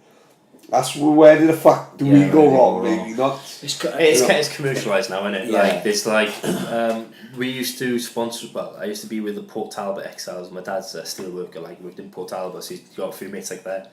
And like they used to support like the players, like they give a Player of the Season awards. And like as it's got on with the Premier League, it's kind of like they pushed us to one side. Yeah. And now we got back relegated down to the Championship like, now, and it's like they can't say it. It's like, oh, come back now. Oh, right. It's like there's a priority. That's what we joked about that the other day. They remember sponsoring the players. Yeah, that's that'll right. be back before long. Yeah, the yeah. AIC podcast sponsors fucking Matt Grimes or something. But it's sad as fuck. Like that's what I also liked about Russia. I know I'm going back in time, but it's like there's a real emotional connection with people, like to get to know people. I feel like now there's fucking like so much being put on money. Yeah. It's like you're not anyone unless you got a bit of cash behind you. And it's the same with the Swans. It's sad as fuck. This is one of the reasons why we got relegated, because we just lost all our identity. Yeah, I agree with well, that. Oh, mate, you preach it to the fucking. We are preaching to the fucking choir. I actually went down Saturday. It pissed me off Saturday, right? I think this is the Twitter generation gone fucking mad, right?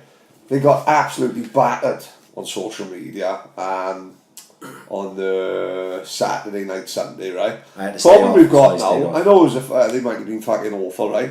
But we've got to understand, right? 0-0s and bad games do happen. You know what I mean? For everyone to say then, worst fucking game ever, worst side ever, just chill the fuck up. Sometimes you have a 0-0 when you don't play well. You know, you've got to have fucking games like that. I couldn't understand it. When I was leaving, like, and I bumped into Stamper as he was sitting fella we know, he's older than me, he's my old man's age. It's about 5 rows in front of me, and I was actually quite happy coming away from that game. I thought, fuck me, we've come in here, we've obviously with the team we've lost 2 centre midfielders at fucking half time. Selena, who was our most dangerous fucking player. Yeah. We had 3 formation changes during the game. Ollie McBurney was playing left fucking midfield at one point, right? You've got Declan John playing fucking left back, who was completely stranded all game, wasn't particularly great. They were all out on their feet as far as I was concerned, right? They put everything they could have put into that game, they put into it, right? I couldn't ask them for any more. They can't give you any more quality than they've got. That's the one thing they can't give you, right? You can't be any better than you fucking are, like, right? But if you're not putting the effort in, like that's why Mackay pissed me off. Yeah. He was the only one I slagged off, was because he didn't seem to be putting it in. Whereas like Declan John got a slag in. A lot of people saying, yeah, Declan John's fucking hopeless. He may very well be fucking hopeless. But the fact of the matter is, he worked his bollocks off that fucking game. Yeah. He did everything he possibly could. Maybe he's not good enough. Yeah. But he gave you everything. That is his fault. He gave you everything Yeah. he fucking had, right? So I'm not going to slag players off for giving me 100%. Never. Yeah. If they're not good enough, they ain't good enough. Look at the position we've been put in. This is why I couldn't slag those players. It's the one tweet I sent out, right? Was, you know, it was basically along those lines. I'm not going to get into anyone except Mackay. And I can't even remember the tweet now. When I got home then and I saw what people were saying, I thought, I'm not in the mood for this tonight. Because what I felt was the opposite of what a lot of people said. I actually wrote it down. And this is what I was going to tweet, and then I pulled out, right? And this was just give you an idea of what my thoughts were Saturday. I've never done this before, right? But I read it back earlier, and I thought, you know, this is just what I wrote, right? I thought, no more critical than me. Because over the years, there's no more critical fucker than me, right? Yeah. But I'm struggling to criticise anyone, and that's because I feel they're giving everything they have. They're young, inexperienced, physically small, all these things are huge. Right? People can't, right, that's completely right? It's a fucking youth team. People can't. Yeah, people losing their shit over the nil. If people can't understand that, I can't help them, right? This is what else I wrote. Last few seasons, we've had players with talent who didn't want to put a shift in. Now we have young lads thrown in at the deep end, giving everything they've got, whether that's good enough or not, and they're being criticised. I know who I'd rather watch. Don't blame the players, blame the cunts that got us in this position. Yeah. The board and the mercenary players who cared more about the money than they did the club. Right? And this is just what we wrote in. We lost 2 players injured at half time. Selena was the most creative player on the pitch. 3 formation changes and players out of position because of the most threadbare squad ever assembled. Every time a player hits the deck, my heart hits the roof of my mouth. We just don't have the numbers. Yeah. That's pretty much bang on, isn't it? Right? When I was reading, we are fucking shit. Declan John's a wanker. Fucking he's crap. Fucking Norton's a prick. And I was just like, what game are you fucking watching? You can't tell me you took that game and gone, we are shit. We may very well be shit, but you've got to realise what we're working with. Like, we were a lot shitter last year because we had more talented fucking players. Yep. We weren't prepared to fucking put the effort in. It's fucking mental. The amount of blocks the players been putting in. Like last year, you see people always going through the goalkeeper. Like I rate Fabianski, but he definitely looked better in the other team because people won't put their body on the line. Yeah. So like Fabianski would have to shave shit. Right now, like, Mulder's done well with crosses and shit, but he hasn't been tested that often with shots coming to him. Yeah. That's because fucking Roden and Van der Horn putting their bodies on the line. They're putting their bodies into it. That's right. I couldn't understand it. And that's why I didn't tweet. And normally after a game, I'll tweet 3-4 tweets, maybe my thoughts of the game, and then discuss it with people afterwards. And I was looking at the way people were talking, and I was like, oh, do you know what? I'm going to end up having too many conversations. I haven't got the fucking head for it. I'd have people messaging me, going, nah, Ryan, he's a fucking crap. He's fucking crap, and this and that. And I thought, I can't fucking deal with it. If you need to be able to take it in context of where we are, the squad we've got, what fucking Potter is working with. The guy's a fucking miracle worker. Yeah. Right? Do they need to come if you don't know this? There's a post on Facebook. Sorry for interrupting. No, go on. There's a post on Facebook. Someone done like a Harry Potter book. Yeah. Put like Graham Potter and the shit team that keeps on winning. Because like as you said, mate, it's fucking threadbare. Yeah. Sorry. No, because like, would you fucking come if you'd have known all this? I can't think you would. It's a building job, though. Yeah. It's like, what? It's a building job. Like he built Ostersund up from the bottom. He knows he's going to get time. Like this is going to be like the most controversial thing I say on this podcast, but like I'm probably more Jenkins in than getting rid of him, because getting rid of Jenkins will mean the Americans are in charge. And look at the decisions the Americans have fucking done. They brought in Bob Bradley because they thought they could sell more shirts or build a brand in America. They brought in that Dan Oldman, the fucking analytics guy. We brought in Klukas, who was like 15.5 million. Yeah. Do you know what I mean? Oh, yeah, he should never work again. Jenkins, like, he invested in on the youth team and stuff like that because he realised like the reason we got up through the division is because we had that like core players, Monk, Williams, Britton, Tate from the start. We knew what Swansea was about. The more we spent in the Premier League, like Fernandez, never rated Fernandez, didn't have Zart in the right place in my opinion. They put in, like the players were there for the cash or the Premier League. When they signed for the club, they never said like, "Oh, I enjoy playing for Swansea. That's why I came." They're like, "Oh, I got the chance of playing in the Premier League." It's never about Swansea. Yeah, of course. Yeah. Jenkins realised that he needed a new core players. Yeah, we've invested so much in the youth academy. We've got relegated now, and like he's gone right. It's time to put my money where my mouth is. Like he's put the players in. Like he used to take a lot of risks when we were like League One with Martinez and shit like that. His stock is on an all-time low now. Like the first time I was probably Jenkins out was when we went into the season with fucking Rawdon as our main centre back, along with Van der Horn. Like I followed him a little bit on loan. He never got into the Cheltenham first team. Like he wasn't the first team in the squad. No. Then you ask him to perform like the first team player. Sometimes it just works, so isn't it? Like that is fucking ballsy as fuck. Like, we're investing in a youth team now, and like without Jenkins, I feel like the Americans won't do that. We have discussed that here. A friend of ours said that. You know, he was big on that. Solomon was big on that, saying, you know, if Jenkins goes, we've got fuck all. Exactly what you were saying, like, you know. And in a way, I can see that. But does that? It's hard because of so much negative that's come along. You know, when we talked about it here, I can't remember what we said, but it was like you had all the positives. We can talk about all the positives, but you have to talk about all the fucking negatives. Of which there's been a fucking lot. Like, you know. Don't forget, it was a time where he'd probably say he's the best chairman in the league. Yeah, oh no, definitely. When he could, like, did that get to his head though? Could you say it gets to his head? Playing football, like he's playing real life football manager, isn't he? Yeah, you know what I mean. Fucking, but don't forget, everything he did, he got right, didn't he? He got Martinez spot on. Rogers. He got Rogers spot on out of nowhere. Sousa. Let's be honest, right? I hated Sousa as well. Yeah, but don't forget, he got the defence right. One Lee Trundle disallowed goal from getting us into the playoffs. Yeah. I know the football was shite, but we nearly got the playoffs. A first, like Loudrup inspired, come from fucking nowhere. Month then, that's when it started going. And then, obviously, like Carval and fucking Clement. It can go from hero to zero so quickly in this fucking game. What would you say is his biggest mistake? Like, if you look at like all the things he's done wrong. If you like, what is his biggest mistake? Probably selling it the club to who he sold it to. That's the biggest thing. Like, could he have sold it to? You know, fuck. We've said before, we don't begrudge any cunt making £6 million. Not at all. Knocking out the park, mate. I'll be fucking with it.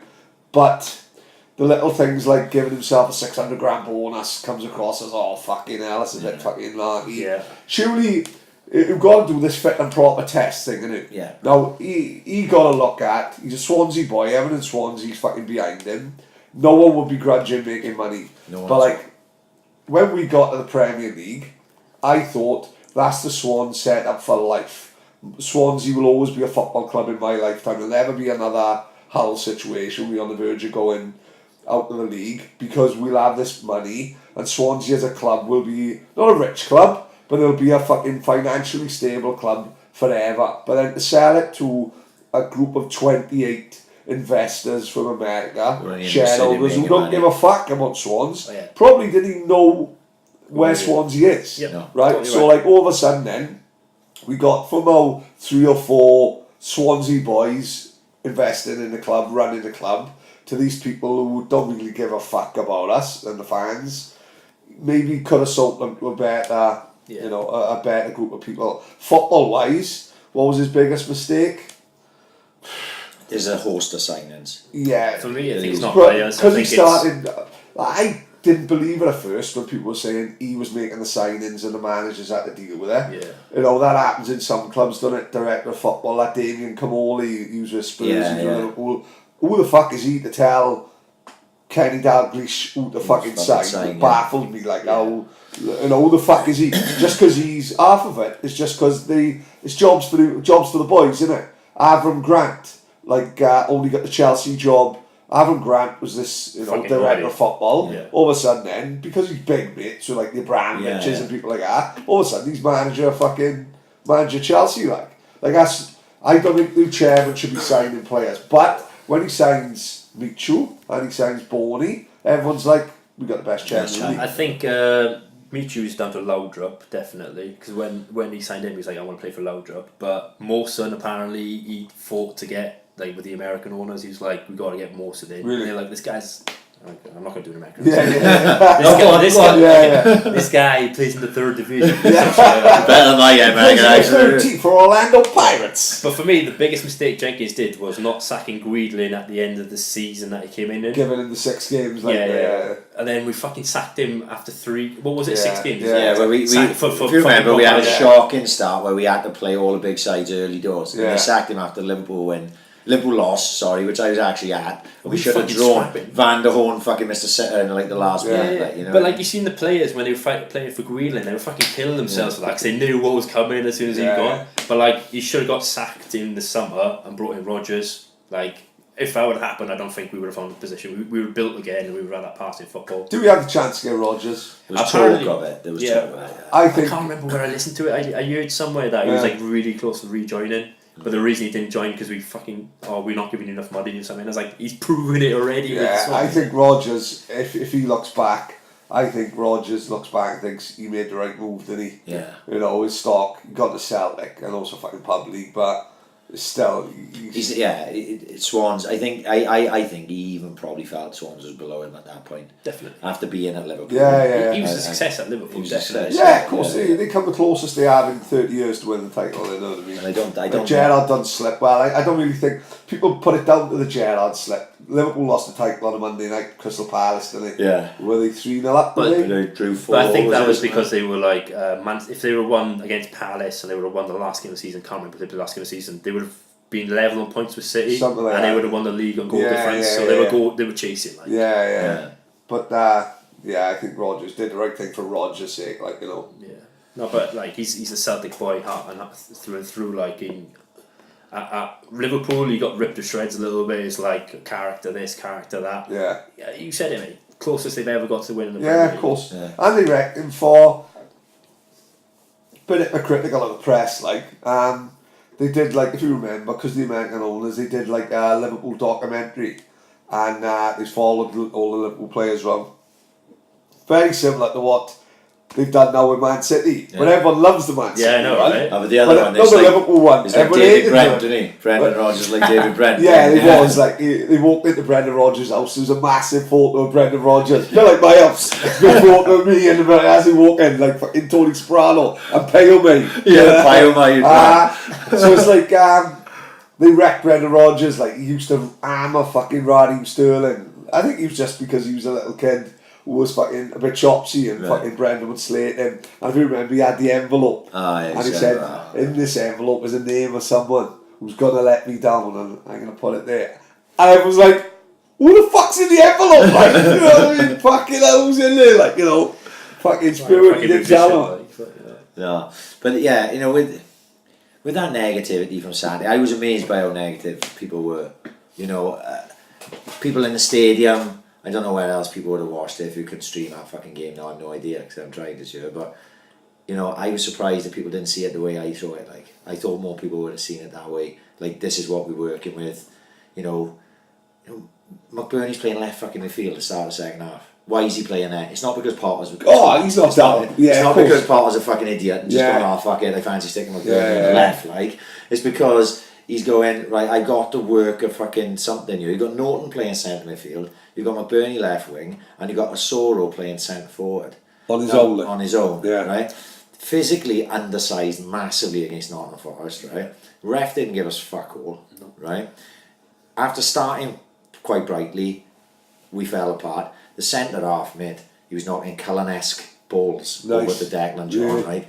They just played on him. It's like they knew. And Danda didn't cover him at all. And then when they swapped, Mackay came over. They just didn't cover that Declan John. And he was getting bombarded in the first half. He got bombarded in the second half. As I couldn't understand how people were saying he was shit. He may well have been shit. But fuck me, he was over there stranded large parts of the game. Like, you know, at the last minute, I was looking at him. And Roden had his hands on his knees. He was fucked. Declan John's laying on the floor. Someone's got his leg. They fucking squeezing the cramp out of him. They were fucking exhausted. You can't ask for any more than that. No. You can't ask for any more than that. And they're young kids as well. They're fucking kids. Like, Mark Grimes was playing League One football fucking last year. It was League One, wasn't he? Yeah, Mark Grimes was playing League One. Jay Fulton couldn't get in Wigan's team. Right? Roden couldn't get in Cheltenham's team. Right? They're playing now. These are regulars. Yeah. Like Connor Roberts been playing like he's been playing for 10 years, right? He literally came in the side end of last season for a couple of games. See Right? you go for And Wales, again, like, you could get into Middlesbrough's team or Bristol Rovers' team. Right. innit? Okay. He So- turned into fucking Jossie, man. You've got Connor Declan, Roberts, Declan like. John, who was released by Cardiff and released by Rangers, right? Who else? Fucking Danda was signed to go in the under-23s. Yep. Yeah, He's of playing course, first yeah. in fucking football. You got Byers, Watford. Byers, right? That's Well, more he was, Tuesday night. yeah, it was more Tuesday night. Actually played really well, didn't he, He did Byers? well. There's a Soro, who I actually don't believe is up to it. You know what I mean? I haven't seen anything in him yet. People need to see that and go, what else has he got to pick from? He got nothing else to pick from. It's not like he you know, I think Olsen was sat on the bench because he was carrying some sort of knock from what I was told. You know, and that's why he played Tuesday instead. He's having to work with that squad, isn't he? That's why when you looked at that team on Tuesday, I just got to get messages because I was at football with my boy, and then my phone starts going, have you seen this fucking team? And I looked at it and I went, at first I went, fuck me, I think he's been drinking. Yeah. And then I went, oh no, you can That's all see he's what doing. he's trying to do. He's got like another game Saturday. These are all kids. Yeah. We had an exhausting game against Nottingham Forest, which it was. You could tell just looking at them, they were fucked. You got to play this physical game. I think the main reason he didn't start with Burnley Tuesday was because he didn't want Shawcross to fucking level him. Yeah. Yeah. Because when he's your only fit striker, you're going, Shawcross is a dull cunt, he'll probably smash McBurney at some point, right? Yeah. You're going, oh fuck that, we're not going to play McBurney there. I'm wiping the slate clean, right, with people I slagged off in the past. Right. Right? Norton and Routledge, slate clean. Right, We're yeah. starting again, right? Hang on, is this fucking really happening? This is happening. Yeah, yeah. This is happening. I'm fucking I think telling you. Norton could do a job for us, like. Right. We are at a position now where I'm ready to, like I say, I'm writing a slate clean. If I just seen Routledge's name on a team sheet at last season, I'm going, fuck's that twat playing for, like, Yeah. right? Yeah. Now I'm like, well, you got to play him. Do a job. So let's hope he can do a job for us. Which I wasn't sure that he did. I think people like got a bit in love with him too. I don't think he done that great a job, but he wasn't awful. Norton I thought was quite decent in the centre. Yeah, yeah. I prefer him centre midfield. Yeah, I thought Grimes had a good game Saturday, and I thought Byers done excellent Yeah, he done fantastic. against Stoke. Guys was I think it's his super, fucking debut for us. Yeah, Yeah. he was. He played in Crystal Palace game, Yeah. which he didn't do a lot in, to be honest. But he's flying into tackles. I love all that. You want to Yeah. win me over? Go in a 50-50. I'm behind you all the fucking way. Then, like, you know what I mean? Yeah. So I couldn't slag that performance off Tuesday. We played some beautiful football in the first 30 minutes. Did you think Sky give... Oh man, they didn't stop about the fucking board. Mate, that Woods was never No, man of man the match, match, man in of my match. opinion. It was never I'm match. sure they give it just to fucking get a rise out of me. Yeah, yeah. You know what I mean? It was like... It was personal. I was like... Because let's be honest, the fucking Woods thing have done my fucking nut in a little bit. Millwall Chris was the only person we heard of fucking Ryan Woods before the start of the season. It's true. All of a sudden now everyone seems to know Ryan Woods fucking Yeah. personally, like, you know what I Yeah. mean? Yeah. There's no way he was man of the match He was man, man. Tuesday night. He had a You know good what I second half, but he was anonymous in the first half. I thought Grimes was the best player, yeah, Grimes played centre part, wasn't he? mean? And it was written in the stars for fucking Joe Allen to fucking score Yeah, when or whatever. I thought Joe Allen was That pissed me quite- off, I did. Like, Well, it listen, was so blatantly offside. Like, I watched it live, I was like, oh, the sides will go up now. And they still celebrate. I was like, what the fuck? And I looked straight at the fucking linesman. Right. That's Yeah, like he 10 knew. inside, you know what I mean? Yeah. In his interview afterwards, they basically just asked him. He was like, yeah, I thought it was offside. I've never seen a decision that bad. I don't know if you could remind me of a decision worse than that. The only thing is, you can say why he gave it is he thought it hit Van der Horn, but communication between the referee and the linesman. That's the only thing you can say. It's fucking miles off. It's the most appalling decision I've ever seen. And we've been on some stinkers, right? You think, well, I don't know, was it last season or the season before, when that centre forward for someone diving headed and they hit him in the arm and they give a penalty against us. It was Burnley, wasn't it? Right, Burnley. We ended up winning the With game 3-2 at the end of the season before when we stayed up, wasn't it? Yeah. Right? That's a shocker. The Routledge one against Stoke in the 3-3 game. When we were 2-0 down, we came back, went 3-2 up, and in the last minute, they gave a penalty to Stoke. They said Routledge handball it. It was fucking nowhere near an handball. Right? We get these decisions fucking... They happen quite a bit to us. Like, What I've got to say is, last season I think we've had the least amount of refereeing decisions against us, like compared to other years in the Premier League. There's always been like an outstanding thing. Like last year, I think we just went out down without a fight. If that makes sense. Yeah. Like, is there anything last year that you can think of top of your head that like a referee decision was like proper scandalous against us? My memory's shot. Yeah. We always does too much cocaine before the game. Yeah. Do you know? That's serious. That's no, fuck. That was done my head in on it's been like Tuesday to go up there and battle like they did. Yeah. And then Yeah. Look, we see the sitters they missed, right? They missed 3 point blank to inside 2, and a 4B missed 1, right? We didn't deserve to win the fucking game, like. But then if they'd have scored a legit goal, To be fair. Yeah. fair enough. They were the better side over the course of the game, apart from that 30 minutes spell we had in the first half. But to lose to a goal like that, which is so blatantly offside, and that happened in the Premier League to a Man United or a Man City, that would have been on fucking TalkSport for fucking 12 hours. Yeah. Right? I purposely listened to TalkSport Wednesday morning to see if they'd even mention it, and literally Alan Brazil said in passing, "Oh, did you see that offside though for Stoke?" Yeah, but and it was like, that was it. yeah, well, what You we know? got to understand is now this is where we are. Like the same night we played Stoke, It was Champions League on. Liverpool have beaten Paris Saint-Germain 3-2. Yeah, Like that's all they talk 2 about, minutes. Champions They League. don't give a fuck about Swans versus Stoke now, and that's the way it's going to be for the next few years, unless we go up. 'Cause let's be honest, we didn't have a great deal of press even when we were fucking in the Actually, we're probably getting on Sky more now than we're in a fucking Yeah. Oh, it's fucking mental. Yeah, I it is swear, mad, like, yeah. every other game has been on TV this season. It's mental. Well, apparently, I was told Tuesday that every midweek game that we have, we're on Sky. Really? Yeah. But I think that's everyone. If you press the red button, you get every championship game. Is that right? Is that right? Yeah. There's Oh, that's a pretty good. law in the UK where you can't broadcast 3 p.m.s on a Saturday. Yeah. So I think that's why not every game's on TV, because these days there's no stopping you filming every game, really. Yeah. Like Quest, I think they're on before match of the day. You've Yeah. got like 72 teams to go through all their goals, and they're getting on at 9 o'clock. Yeah. It's Yeah. fucking crazy the turnaround when you think about it. Yeah. Well, the reason for the 3 o'clock thing is that they say that people will stop going to games. Yeah. You know, but how long have these boxes been on when all the 3 o'clock games are? Like I said, I was there, so I bought tickets off one of the boys who used to be in school with, and he's in the northeast, right? East, north, back of the east. It's probably only 10 seats from the Forest fans. And this is the first time I took my took my boy in the east stand. I've always been in the south stand or the west stand with him. He loved it. Really? Right over there in the northeast, right? No one sits down. You would love it over there. Yeah. It's much more like old football, right? So we were right at the back row with the big flags behind us, right? And it was banter all the way through the game. It was brilliant. But my boy loved it. Like, he thought it was amazing. Because his favourite times with the Swans have been when we've been away. Because when you go away, it's always a good laugh, isn't it? You're all singing, like fucking everything. But over that northeast corner, it was class. Because the Forest fans were giving it to us. We was giving it back to the Forest fans. He was standing on his chair singing. He thought it was amazing. Yeah. So it was the most fun, probably, for that reason, I've had at a Swans game in a long time. Because we were singing all the way through the game, you know.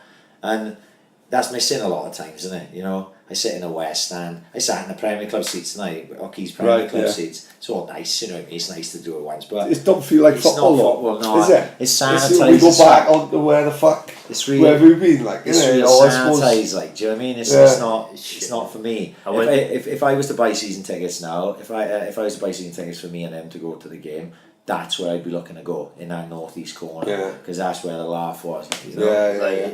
Football these days, I think the entertainment's on the pitch. Like, when you talk about like things that generally get you interested in the match, it's not just about watching the game, it's about fucking going with your mates, having crap, like, you know what I mean? It's sad, like, people go on about Crystal Palace, how good their fucking atmosphere is. It's like literally a tiny corner on the bottom of the south. What's it called? The Holmesworth? Holmesworth. Right. Stand, yeah. It's like, But how do you think you can improve the atmosphere, like down the Liberty? Like, what do you think needs to be done? Because it's fucking sad. We said before that, you know, in the North Bank, the closer you got to the away fans, the better the atmosphere was, because the people would gravitate to that end. So you had all the people who were singing, were all in one area. So you may sing all around the stadium, but where the main part of it comes from was the top end of the North Bank, closest to the away fans. Yeah. You can't recreate that now in the Liberty, because those people that were there, they may still be going, they may not be going, but they're split. There's some here, there's some there, there's some here, there's some in the south stand, there's some in the west stand. You can't create it. What they try to do at Palace is get all those boys in one area, don't they? You know, the Palace Ultras. And I know I know they get a bit of shit, right? But genuinely, of the away fans that I've seen in the Premier League down here, they were some of the best, if not the best. Yeah. When we drew 1-1 with them, which was probably 3 seasons ago, we murdered them in the first half. And then Balassi decided to turn into fucking George Weah in the second half. And we only just about scraped the 1-1 out. It was on a Sunday afternoon. When they were 1-0 down and we were mullering them, they were still out singing the whole stadium, right? They were fucking quality all the way through it. They never stopped. There was no break. There was literally no break. It's like in sure games you've been to, because those like Polish and they just constantly go in, and they, you know what I mean? They're just constantly singing, and that's what it was like. And I had a little. I know they get a bit of shit, and the boys I know call them the nonces and all this fucking.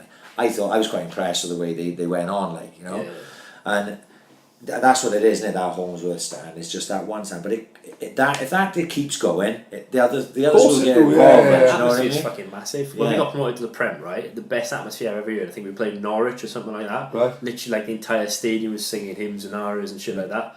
It gets the players up for it, like. Yeah, of course. And there's like a massive push for like, getting rid of the fan standing, or you're in my seat and all this bollocks. If you actually had like a massive fan following, like, it's going to push you on so much further. Yeah, of course. But what happened on Saturday, see, was Forest came in. Obviously, we got in there probably 20-3, right? So it was a bit early and it was quiet. When Forest started coming in, a big group of lads, probably 20 boys, right, all the Stone Island on and everything, they've come over as far as they can come to this side, right? Yeah. And they were giving it the fucking big one, right? But everyone in this stand reacted to it. So we was going back and forth, see? So the Forest fans were singing, but everyone in this stand, and I mean like 1,000 fucking people, if not more, were just abusing these fucking Forest fans, and then singing proper old school singing, because these boys were giving it to us, see? So you can't let them do that. So it was like, this whole section I was in was singing all the way through, right? It was brilliant.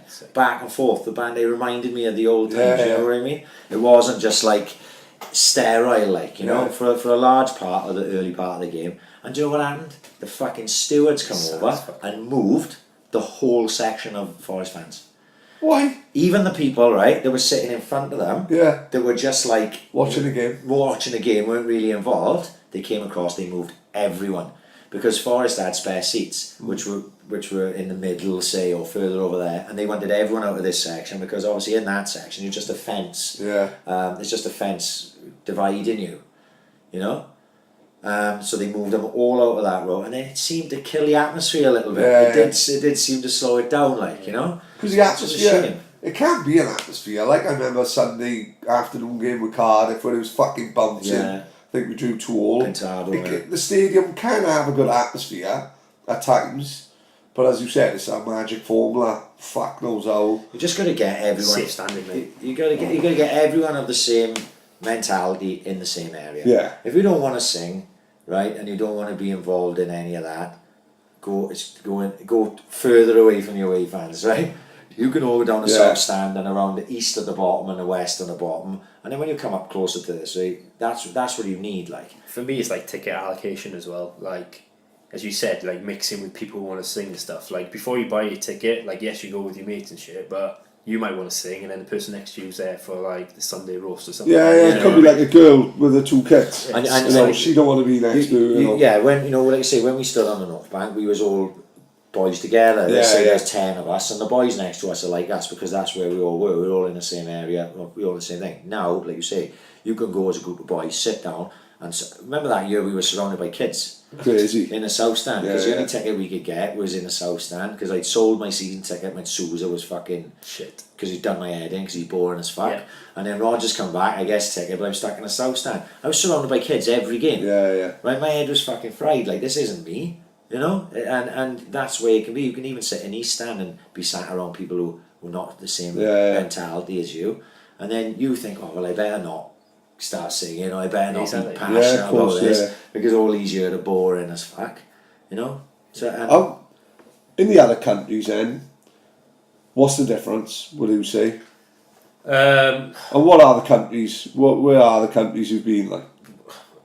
I've been to about over 40 countries, I think, so watching the football. Not just watching football, Right, yeah. like, but when you're talking about that, like, yes, we talk about how amazing it is, you got amazing atmospheres and shit, but Yeah. like when I went to Lech Poznan, like we spoke about that when the match got abandoned because the fans were on the pitch, like there's empty seats for the derby match and stuff like that, so then you're juggling, people aren't going to the match because they're like, oh, I don't feel safe there, so it's like, Right. how do you get that? Why? How heavy is it then? How heavy is it, like in terms of police and shit? Naughty, like, you know, scary, like. I felt like I went to 2 games in Poland. I went to 2 games in Poland and I went to a game in Germany, but it was like left wing against right wing supporters. I saw that on video. That was mental, right? I didn't talk What about game it was that then? It was Energy Cup Bus, which is like Greyhound Tremors team back in the day. Oh, yeah. And Babelsberg, who were like a shit team, but Yeah, they're yeah. left wing, so they're like all for like equal rights, gay, whatever. Then Energy Cup Bus. I'm not even fucking lying when I say this, right? Germans doing fucking Nazi salutes in the stadium. I didn't put it in my fucking video because of like, You didn't want to. Yeah, because like, yeah. you know what I mean? But like, I know it says you're in Germany and you see fucking Germans doing a Nazi salute. Yeah, Like, yeah. what the fuck is this? Yeah. This is 2018. That's proper heavy. Yeah. But like, that's I'm more worried as a football team waving gay flags up. yeah. But, and it was, the two sides happened to be playing each other, like. Playing against each So other. I'll Cup fucking- final as well. No fucking way. Yeah. So Have you you got- seen that video? It's No, good. I It's haven't good seen one, that yeah, one. it's a good one. It's a Yeah. decent video. But yeah, like they're like chucking flares back and forth at each other Yeah. and shit like that. They were supposed to do a trophy presentation, but that got banned. It wasn't as bad as the Lech Lech Poznan Poznan one, but I think it's more to do with Germany. It's like zero tolerance. If you fuck up, you're straight in jail type thing. Whereas Right. in Poland, it's kind of like, yeah, it's football fans. Yeah. Well, the Lech Poznan ones now obviously is the ones that turn their back and do that celebration, yeah? So I didn't realise it was a fucking scary shit. Fucking... Well, anywhere in Poland is a bit fucking heavy. Isn't it? It's a bit, if you act like a twat, you get filled in Poland. But Yeah. like, I didn't act like a twat, Yeah, so yeah. like it's I'm one of them. As you said, So mate, when- like I'm the same ethnicity as them. Yeah. When you're there, right, and you're on your own, obviously, and you're filming, did anyone ever pull you on that? And like, what the fuck are you up to? When I was in Lechia Gdansk, which was the game I went before, I got pulled for filming because I was like, you're not supposed to film with ultras, but in Poland, you have to give your ID to get a ticket. So like, the police know who everyone in the stadium is. So I was like I'm filming like the fucking ultras and shit, but the police know who they are type thing. But it's like, Yeah. old school don't do that. Right. That's the only time I've ever been pulled. I went to Stevenage once before, and it was more like inexperienced. Like I was filming myself with the light on and shit, and people were like looking at you, and they're like, Where "What was are you this? doing?" Stevenage. Oh, So fuck. that- Yeah, he's fucking Stevenage. Yeah, I know, like, Steve, watch out, Stevenage, mate. Like, you know what I mean? But it's like I try to be discreet with it. As I said, I do it on my fucking phone. Yeah. Even if I could afford like the best camera ever, I don't think I'll go with that because No, it's kind I of agree, like yeah. you bring Drawing attention. to Yeah. It's like Sky Sports News back in the day, right? Like they used to do like all the fans behind them and shit like that. Then in like 2015, people come with like Dildos. dildos. Yeah, sticking in the brilliant. ear. Blue dildo Big in the fan, ear. big fan of the And dildo. I was a massive fan of Fuck Around the Pussy, which Yeah. is fucking That Transylvania went on, Day didn't it? classic, you That know. went on, And I right. loved how people saying childish bastard, and I was like, at my missus, I thought it was fucking brilliant. Yeah, Fuck Around the Pussy was a classic, like, and then obviously you got done in then by the dildo in the head, like, which Yeah. was fucking brilliant. But like, you bring attention to yourself. Do you know what I mean? I'd rather be discreet. I'm not there to be about myself. Because again, I said at the start, it's about telling the story. Yeah. That Poznan game got abandoned, didn't it? It got abandoned. Yeah. Fuck out. So basically, what happens in the Polish league? They play. I think there's 15 teams in the league. They play 30 games, and then the league split in half. Top 7 and bottom 8 or some shit like that. Right, yeah. Poznan were top of the league on the 30 game split. Yeah. But then they fell down to 3rd position, and then Legia Warsaw's their biggest rivals went to top. Right. And the way it works is if And you went to that game, Yeah, yeah. all I'm fuck. Yeah. But the way it works is like because they want to avoid this type of shit happening. If you're top of the league, the last game of the season on the split, the last game of the season is played at home. If that makes sense. Yeah. But like they were top of the league, but then they dropped on 3rd. Then Legia Warsaw were 3rd, and they went to 1st. Yeah. So they're playing away at their stadium, their Course, home ground. yeah. So it's kind of like have like Swans playing for the Premier League. Sorry, Cardiff playing for the Premier League at the Liberty Stadium, right? Right. And if they win the league and they lift the trophy out of the Oh, Liberty and shit. fuck, right. It's like I that see, type of thing, right? Yeah. So it's like the fans are like, fuck you, you're not lifting up the trophy in our stadium. So they run on the pitch. Yeah. They've got Throw gates and flags, shit to keep yeah. them out, but they fucking broke down the gates and shit. Just run on the pitch and just made sure that the game got abandoned, chucking flares on the pitch and shit. So after 80 minutes, they abandoned the match. But isn't that Don't like do a that. for you? That's like a massive stroke of luck, that isn't it? Yeah. You're like, yeah. fuck yeah, go on, wreck the fucking place. I'm gonna film it all. Mental though. I do like looking at that thinking, fuck me, I'm on my tour, I gotta get back to the fucking Airbnb. No. Oh, no? No, because It's kind of like it's like if you look at it, like, oh fuck, but it's kind of like they did it to abandon the match. Like their objective was to abandon the match. It wasn't like, oh, let's have a scrap with the Legia Warsaw fans or the police. It's just like, let's get on the fucking pitch, make sure the trophy presentation doesn't happen here. It wasn't that scary at all. Yeah. Like I said, the Legia Gdansk one was a bit scary because I had like one of the ultras come up to me saying, oh, don't film and shit like that. Because that's like a personal thing to you. Yeah, of course. When it's like you're just like one of the crowd, like it's fuck all. Nobody's paying any attention to it, but there, because he's probably had to tell. He's probably said to like 10 of his mates, "Who's this fucking yeah. over here?" Like Galatasaray apparently is a shit team to vlog on because they're like everyone here has to be Galatasaray. If you're not Galatasaray, you're Fenerbahce. You're trying to cause trouble. So you got their like camera and shit. They might think you're like, oh, this is a Fenerbahce fan trying to like. Get one up on us stuff. That's apparently rough as fuck. And then you're gonna get fucked up. Oh yeah, mate. Give that a miss. Yeah. We don't want you to die. Fuck no. We don't want you to die. Cheers, mate. So, because obviously you said a little bit earlier, like obviously you've gone on a lot of the Welsh League pitches as well. So your plan is to travel again, is it? Yeah. But you wanted to go around, make sure you've done Welsh League stuff first, is it? So my dream, if you like, I don't know if dream's a shit word, but I want to live abroad. Like, I don't really like working in the UK right now because I feel like there's a lot of stigma and stuff like that. So right now you hear about like, I don't know, gender equality stuff, and people always say stuff like, oh, women, they don't earn as much as men and stuff. But like me starting off my career now, I feel like we're on the same level keel. At university I studied electronic engineering, which is a pretty good degree, like, and I did it at Red Brick University. So I've always like put myself in the position to always push myself a lot. Like I'm from a working class family in Swansea, like, and I was working in London on a pretty important project, like, and I've never really wanted to live in the UK anymore because I've seen people like with like jobs that have nothing to do with technology, like I was working in, and they're getting like the same money as me and shit like that, and then like you hear news reports like, oh, women earn so much less than men, but that's because the CEOs historically who've been there are on like, I don't know, 2 million quid, and then you're comparing it with like someone that's starting off. It's like comparison, you know what I mean? So my dream is to move away to a different country where it's kind of like you don't have that much stigma, and I feel like you're starting off again. I feel like in the UK, if you especially work for a big company, it's not possible. Another reason we're focused on YouTube.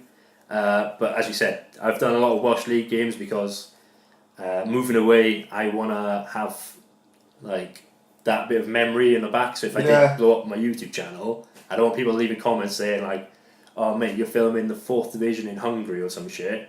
Why didn't you go to Goitre United? Why didn't you go to Llanelli or something like that? So I wanted to have that on the back burner, so I've always had that, so I show a bit of truth to my roots, like. No, well, I like the little, did he go to like a little Spanish club? He was interviewing, I think he was talking Spanish to the bush as well. It's like broken Spanish. I like the fact that he was going to like Poznan and all the big Russian games and all that. But I did like the fact that he was going to the Welsh League equivalent of Spain. Like, was it Hungary where he was in the castle? That was in Georgia. That was mental. Yeah. I don't see no. Where was that? Right, explain that to Paddy. Okay, so basically it's a bit like a story like with you. Someone retweeted on Twitter a video of a castle stadium, so literally like a fucking castle. And inside the castle walls is a football pitch. Like Quidditch, like. Essentially it is like a football Quidditch. Like, And I just seen that, and I did a bit of research. I messaged the club on Facebook. I was like, "Oh, I'm coming to Georgia. Like, do you have any games coming up?" And they were like, "Oh, we've ceased to exist at the moment, but we can set up a friendly match." So just for you, like. Yeah, I know, right? So I went out to Georgia. It's like in the middle of nowhere. It's on the border with Azerbaijan. Like, it's like a proper wine region. That's why it's well known. Yeah. And basically, we put on like an 11-side match in a fucking castle. Just for you, like. It is, it's fucking mental. And when I say castle, like. You're strutting around like C-3PO in Return of the Jedi. Nobody think he's a fucking king. And he'll guide him through the fucking woods. It's fucking mental though. Like, can you imagine that in the UK though? Like saying like, I don't know, like you've got fucking Castle Stadium in Goitre United or something. Like, oh, can I play a fucking match here? Like, we'll get 21 fucking play free, mate. So like, I'm having a kick around the fucking Castle football stadium. Yeah. It's fucking mental. Fucking brilliant. Yeah, that's a cracker. That's a really good one. Yeah, the one. I got loads to catch up on. Yeah, the one you're on about is the little one in Spain. Yeah. Talking Spanish. Yeah, it looks like he rocked up onto the set of El Dorado and started speaking Spanish like John Cleese. You know what I mean? Fucking the guy's like, what the fuck is this guy on about? Like, but again, like, it was mental. I just went to that game because it was a game on a different day, and like, I've not seen a football stadium like it. It's like they've got metal beams, but they're doing it like, it looks a little bit like trees because they had this like restriction about showing the environment because it's like a pretty picture. oh yeah, he said, it's wooden pallets. Like, it was yeah. fucking Ross Lynch's scaffolding. Yeah, exactly. Yeah. But like, they just put that up and like, it's something you never see before. Like, you don't get to see areas like that unless you like, go and watch a football team. So that's why I love doing Groundhopper and stuff, because you see an area of the world that you never see before, and it's pretty sick, mate. Like, I recommend it to anyone. There's a popular app called the Groundhopper app. I don't know if anyone wants to download that, but is this yours? It's not mine. Right. Yeah. I'm promoting it because like, I use it. But like wherever nice you are, a couple of quid in that. Though. I wish I would, but like I fucking mentioned in the start that Santuit Major video, and it's got like 500,000 views, so like they should be paying. If you're anywhere in the world, you just use that. You just put like fixtures near me, and they show you like a nearby match. Right. It's fucking mental. Yeah. Fuck, that's right, isn't it? That'd be brilliant, wouldn't it? Yeah. It's like Swansea Senior League, isn't it? Yeah. We'll have to come and see the Saints. Fucking hell. I don't know if it counts. He won't be moving abroad then if he comes to watch the Saints. He won't be able to leave the Morris. He'll have to play in the third team. Yeah. So that's the future. Out of curiosity, where to did you say you wanted to move abroad? Where would the dream be for you? For me, like the easiest place I've integrated to was Hungary. Really? I thought about Colombia a lot, but I'm just like, it's fucking pain in the ass to get back to the UK and shit. So Hungary, it's they pay like the same wages as what Germany and shit do for like high position jobs, which I would be qualified for what I did in London. Yeah. But then the wages to live is quite low, if that makes sense. Yeah. So accommodation's cheap, food's cheap, so I'll make a bit of cash off that. Can I And just like I say, said, like, I'll reinvest the money I earn into the YouTube channel. I can put other stuff into it. I gotta give you credit. You're only a kid compared to us, like, and fair play to you, because I can't talk for Ryan, but I'm Swansea fucking through and through, right? I ain't going nowhere, right? But to see someone like yourself to have the bollocks, I'd say, to just think, not just with the Groundhopper and stuff on your own and all that, that's fucking brilliant. But like to see someone who would age and be willing to go to somewhere like Hungary. I ain't never going to Hungary in my fucking life. I don't, genuinely, I can't see how. You could never go hungry, Pad. I could never go hungry. I'd be like Elton John and that fucking blue stickers advert, right? Fucking, I know I'm not me when I'm angry, right? But to see yourself, someone who would age, willing to go to somewhere fucking like that and integrate with the local fucking culture and go and fucking start a career out there is highly commended. In fact, we was only talking about in the last episode about going to pictures on our own. Right? They're all going to fucking Georgia playing football in a castle. Some of our mates calls us weird because I went to see fucking Black Panther, oh my god, and they called me a fucking weird old nonce. You know what I mean? But like fucking, no, in all fairness to you, mate, like I said, my missus kept one league Port Tenant. Then mine's Swansea, fucking hell. My missus moved to St Thomas from Port Tenant. Fuck, she crying. She was homesick for 3 years. Really? Driving past her father's house every day, giving him a beat. Genuine. And that's just fucking 200 yards up the road. You know what I mean? That's just living on Kilvale, like the favelas, isn't it? But no, in all fairness to you, mate, fucking hell. Like I said, we've never met. We might never meet again unless I come to Hungary and stay in Airbnb. Why not, mate? Why not? But like for him to just go out and do fucking own and start a career and not give a fuck, I think is fucking brilliant, isn't it? I don't know what you. Well, it just the first step is going to football on your own, isn't it? Like in some place you don't fucking know, and then to be filming, to be edited, and then to be able to do it. Like say, I'm thick as fuck when it comes to shit like that. I wouldn't even know how to start. You seem to make it look. You made it seem sound like it's fucking easy to do. Well, have you ever been on a plane on your own? No. Yeah, I'm trying to think if I have. No, there's been no reason. Yes, I have. We went to Newcastle, Miser's stag. Yeah. No, I was with my mate Gaz. I had work the next day, couldn't get work off, and I ended up booking a flight. Gaz lost his head, he'd done too much gear, his head was gone, he was fucking 2 days on the gear, he's ready to come home. So I fucking booked the flight with Gaz. Our flight got cancelled. Then we missed our taxi. The fucking boys on my stag got on before us. I was fucking camping. I missed 2 days of work. I nearly got the sack. Fucking crazy. I was fucking gutted. No, like Kevin Lewis, the ghost playboy. What's he done now? He got the tin tack last week. Dal Cunt thought he booked an holiday for the Monday. Thought he was off. Booked a holiday on a Monday. He hadn't told the guy who does the holidays in work. Work are phoning him. He's in a fucking hot tub in Blind and Mice. And they fucking tell him to get in, and 3 hours late they're going to be sacked. The ghost playboy had to run in. He come in work and it's fucking going out gear. Really? Yeah. Oh, fuck yeah. No, but like you say, fucking hell, you know, we wish you all the best. So I wanted to have you on because I think, like, you know, you're still starting, it's still building, it's still growing, and I found it interesting. And the same way as like we are building and we are growing in a way in like 2 different platforms, but they are connected in a lot of ways, like, you know what I mean? And if we could help you in any way, like just by people who listen to this podcast, start watching your videos and go, fuck me, yeah, you know, we watch one, maybe like you say, people will listen to this one time and then never listen to it again because they don't fucking understand the two of us, or it's not, they don't get the sense of humour or whatever, and maybe that'll happen with a lot of your videos. But then there'll be people who'll get hardcore, because we got people who are hardcore with us, and I'm sure you got people who are hardcore with you as well, like comment on every single video you fucking do, you know, and that's nice, isn't it? You know, the interaction between myself and Paddy, speaking to people on Twitter, meeting people like yourself, who and I'm genuinely interested. You know, it's not just like, oh, let's get this guy in so we have a bit of content. It's like, fuck, I want to listen to this fucking cunt. You know what I mean? I'm a big fan of meeting new people. Yeah. Maybe it's because I'm an only child and you haven't got the brothers and sisters to fall back on, but we would never have met if it hadn't been for Ryan and all this, like, and to see these videos, like I said, I'd done a 3-hour marathon last night. My missus was fucking tapping. She said, "Who's smelling? You haven't had a weekly bath." I'm in the bed on the MacBook watching Groundhopper. I'm jumping around. I'm turning my back to her. Now in the fucking bedroom. My daughter thinks I'm losing a plot because I'm arguing like fuck with Flantwit Majors, fucking assistant manager. You know what I mean? But that, you know, even that one, right? That video, the one that's got 500,000, right? I actually meant to put that on today when I did the prosthetic. I meant to set that one up. Like, you must be standing there going, wow, how have I lucked out into this? Right?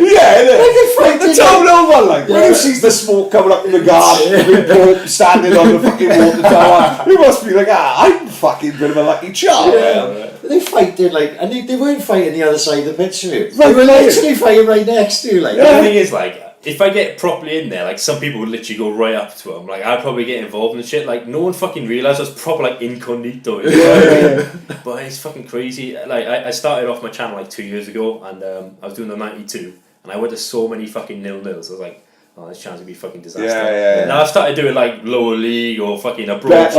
You got fucking games getting abandoned for pitch invasion. That's that. Anyone from Flantwit Major contact you and say, Flantwit Major are proper supportive about it. They shared the video and shit like that.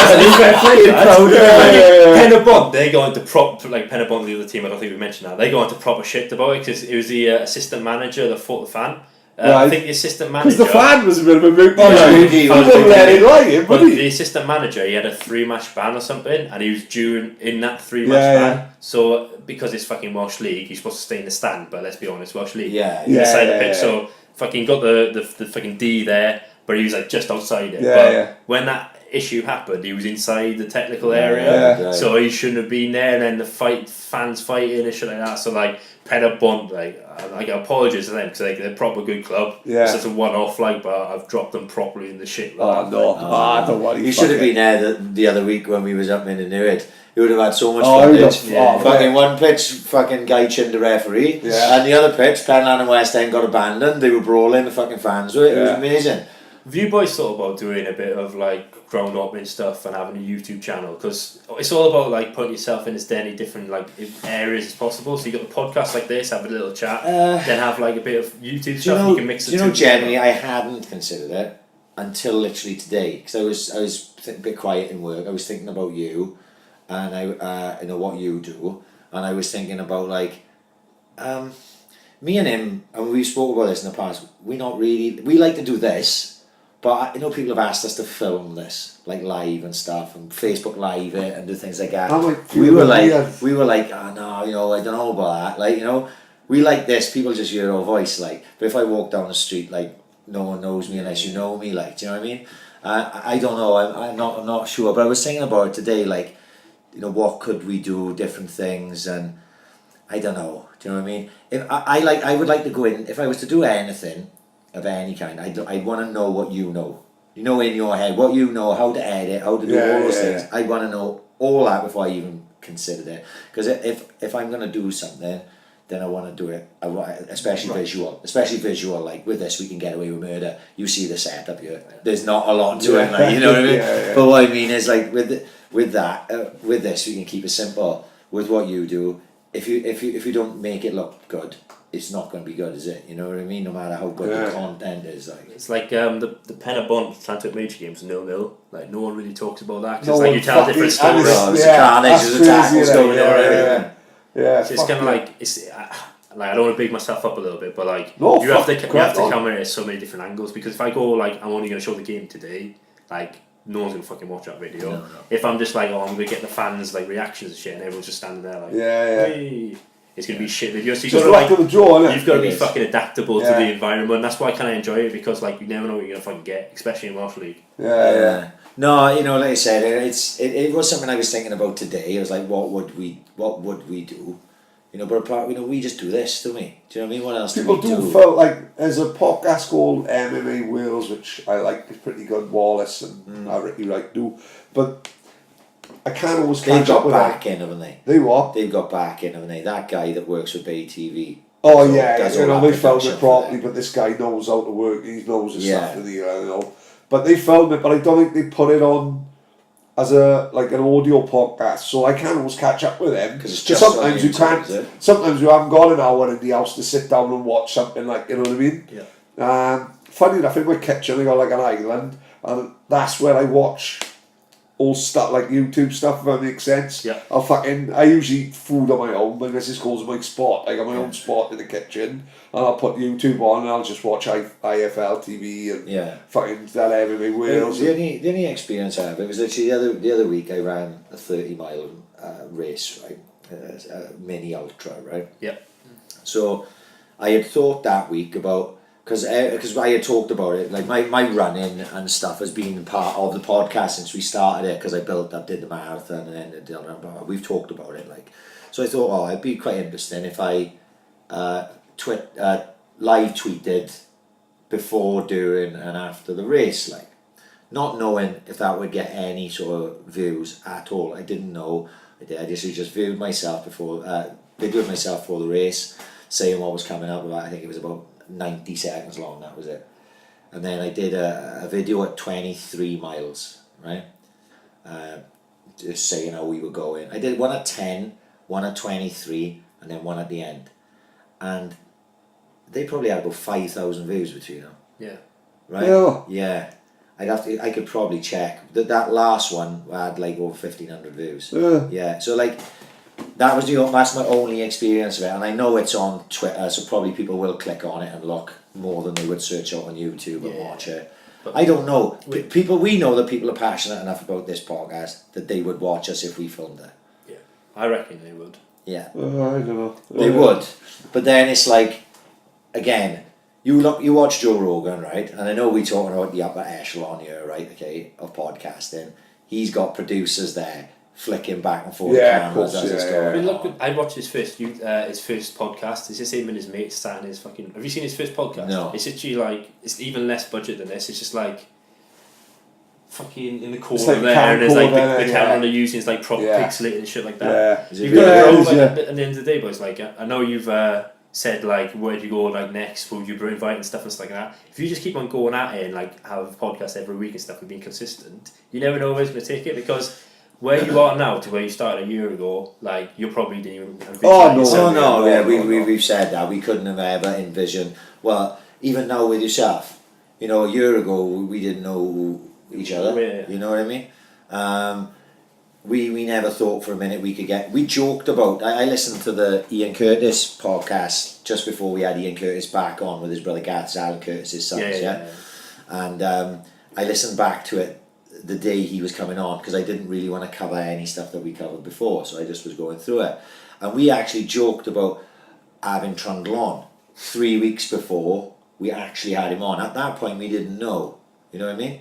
And we joked, because Ian was number 7, Alan was number 7. That's how the joke. And I said, fuck, we'll have to get Trundle in for number 10. Yeah. And then that's sort of how it came about. Like, so we couldn't, even then, 3 weeks later, we couldn't see we had Trundle. This is what we said. We were talking about it the other day. This wasn't on the podcast. We were talking about it off air. Like, and we were like, where does it end? And we were like, well, look, at the minute we've got visions of people that we want to get on, and you don't know where then people lead to next, And we've never thought that we would have done Enzo, McAnally, Brett Johns, Trundle, Britton, fucking all these people in the first year. Yeah. So we don't know what's going to come up the next year. We could be sitting here in a year's time, and fucking still going. I Finish like Fonty Towers. Yeah. Like, have Kevin Johns and Bonnie Tyler in, and then just stop then. You know what I mean? I got a podcast that you guys should try to get. Go on. Hugh Jenkins. Never Do you know something? Not in a million years. Why not? Like, this is like, you see him do like media shit, and it's always like jobs for the boys and stuff like that. If he wants to like regain his like fucking support and shit, you guys are like legit as fuck, right? Yeah. You're gonna call him out if he's gonna be a dickhead. If he wants to get like properly people back on his side, like, he would be all up for this. Yeah, his sentiment is great. I would 100% do it. You know what I mean? But I wouldn't even know. Like, Deneen, a mate of ours, knows Lee Deneen, and contacted him probably. We was probably 15 episodes in it. We was like proper raw then, like, and Deneen said, "Yeah, I'll do it, but I think it's probably best." I've seen the messages. It's probably best I wait to the end of the season. Obviously, he was just pieing my mate just to fucking get rid of him. He was like, I didn't expect for a second that Lee Deneen's going to be sitting there where you are, and have us two fucking getting stuck into him, like, and for that reason, that's why I don't see Hugh Jenkins doing that. No. If he's going to do that, he's going to go somewhere where he's protected, like these type of journals that are on his side, that he's helped in the past, and it's going to be like when that interview with Kaplan the other day, it was Kaplan, wasn't it? And it was like he was answering the question, but it all seemed a bit. The questions were predetermined. I'm off to America next week, and I'm actually going to Washington. I've tried, I'm not tried very hard, but I've tried to, because I'm going to be watching DC United. I'm trying to get is it not Kaplan, the other one, Levine. Yeah. I've tried to set up something with him because I think it's like people see I'm like a legit person. Yeah, of course, yeah. But it's like so fucking hard. But they got to realise, I went to the supporters trust meeting they had down at Liberty. They're like, oh yeah, we want to make this a regular thing, making the conversation between the fans and blah blah blah blah. Ran at once. Right. They need to fucking chat to the fans, because right now they're fucking just using us for cash. Problem we've got with that, I don't know whether I'm looking too much into it, but know that Kroenke, this is a different level, isn't it? That Kroenke got Arsenal. Well, he was the one he owns the LA Rams as well. Yeah. And that All or Nothing American football documentary shows Kroenke in the change room with the players, and he's a massive fish. He's a fucking multi-billionaire, I think, billionaire owner. Would these not be like Levine and Kaplan in America? They probably fucking loaded because they brought Rooney over. In Washington, these fuckers are probably fucking really high. I don't know, because they acid strip DC United when they first had them. Yeah, but now they got Rooney and fucking... Yeah. But I watched a video online where it's kind of related, kind of not. Yeah. Las Vegas Lights played a cup game against LA Galaxy. Yeah. And they had the helicopter trucking money on the pitch. I've seen it. You seen it, yeah? Was it you that broke it down into... Yeah, well done, that was brilliant. So basically, all the fans that were getting the money from the helicopter, they had to wear the team shirt. Yeah. What's that, $60 or something like that? And the money they're chucking out was $1, $2. So they chucked out 25,000, you said? No, it was $5,000 or some shit like that. Right? Yeah. So you had 200 people there buying a $60 t-shirt, and they probably picked up $7 or something like that. So they made a fucking killing off that. Yeah. That's how Americans think. Right? Yeah. It's fucking but all they see on TV is 30 fucking dull Yanks running around grabbing money from the helicopter. Yeah. This is half-time entertainment. Yeah, we got Kev Johns. They got like Robin Hood then, didn't they? You know what I mean? Yeah. But the reason I mentioned that was because with the Rooney thing, with a big name player signing, I think it happened with Real Madrid when they signed James Rodriguez. In Colombia, they sold 600 million worth in shirt sales in Colombia when he signed. Rooney the same probably. Like, do they make the same amount from signing him on shirt sales or something like that? Yeah. You don't know. I don't know. I obviously reckon there's some on the side. I've heard that the shirt thing is a myth. Right. As in, like, the club don't get, like, the sentences, isn't it? X signs for X team, and X team will sell X amount of shirts, and they make all that money. But I've heard that's not the case. Like, the shirt sales would be Adidas. Granted, Adidas might pay Real Madrid £20 million a year, but like I've heard I can't remember exactly what I heard. I don't think it's as simple as we sell, like Man United sign Pogba, and all of a sudden then Man United they make fucking millions of pounds from selling Pogba shirts. Like, I don't think it's as simple as that. You know what I mean? I don't think anyway. I don't know. Like I say, I don't understand the fucking. Yeah, it's all politics. Someone would have to fucking explain that to me because. I don't fucking know that. But yeah, if anyone knows Hugh Jenkins and can get him on a fucking podcast, 100% we'd fucking do it. You know what I mean? That may very well be the last one. We may not even get the Ken Jones. we'd be wrong. We'd be in court with me for years. But you know, like you said, what you said makes fucking sense. Because it would be like, I'm going to go out there and speak to two normal fucking fans, but I don't ever see that, not in a million years. Yeah. He's sort of like, he was the chairman that you couldn't get off the TV when we were successful. Now he's the chairman you don't see. Yeah. You know what I mean? Seen him yesterday in Stoke, he goes to away games, like, oh fucking down Liberty, does he? Don't he know? I don't think he goes home games anymore. Really? No, it's just a torrent of fucking abuse, like, innit? You know? That stadium was quite empty when I Stoke. I was quite surprised. It wasn't fucking full. Yeah, it wasn't fucking many fans there, like. And then we didn't take many, but it was a Tuesday night, wasn't it? You know. No, you can't blame us. It's fucking Stoke. It was like 4 hours away or whatever. Did you pick your 23-man squad? Oh yeah, that was interesting. When a while back you tagged me in it, 23-man World Cup style Swan squad. Right. I remember. So Sean messaged me and said we should do that on the podcast, which I completely forgot about until today. Yeah, right. Definitely. So do you remember your squad? Top of my head, like I supported Swans since 2002 probably was my first season. It can only be from our time. I know, like mate, you were before. Well, I don't want to sound like a knob, but were you around? You weren't around in the first division days, were you? No. We were born like, but is Jonathan Coates getting into a team against the Premier League? Of course, it depends which way. This is what I was thinking about it.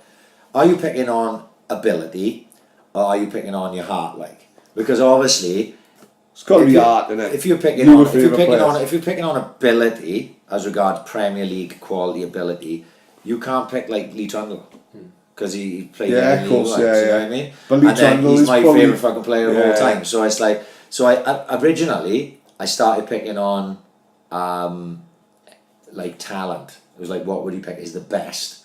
And then I realised that I was leaving out a lot of my favourite players. So I was like, no, fuck that. I'm picking on my art. We'll leave it at that. It's a bit. With it being a 23-man squad though, like you don't have exactly the same type of players. You got to have different qualities and shit. Yeah, of course. Right. So this is where I went with it. Right. Fabianski, of course. Vorm, and originally because I picked on talent, I actually picked De Vries. Right. Yeah. But then I crossed him out and I went, no, Rodgers in there. Right. Rodgers going in. Then I was trying to work out because my maths is shit, so I didn't know how many players to pick for each fucking. I was trying to work it out as I was going on. So I picked 2 right backs, right? Des Little, Angel Rangel. Do you remember Des Little? No. Before your time, innit? Good player, great footballer. Left backs, Big Ben Davis. I love Ben Davis. And even though he got a lot of shit, and he got a lot of shit from me at the end of his career with the Swans, I picked Neil Taylor because there was a spell there where he was really good before he got hurt, and I actually was a big fan of him at that time. And then he got hurt. Plus, on top of that was more of a talent pick more than going back and picking someone like Marcus Pinter for argument's sake. You know, when we were in like fucking League One or whatever it is, or whatever. So that's why I went with Taylor. I know for a fact Paddy will pick someone else at left. Oh yeah, fuck yeah. For centre halves then I went Williams, another one I slandered fucking constantly, mind. But towards the end? Just from this day one.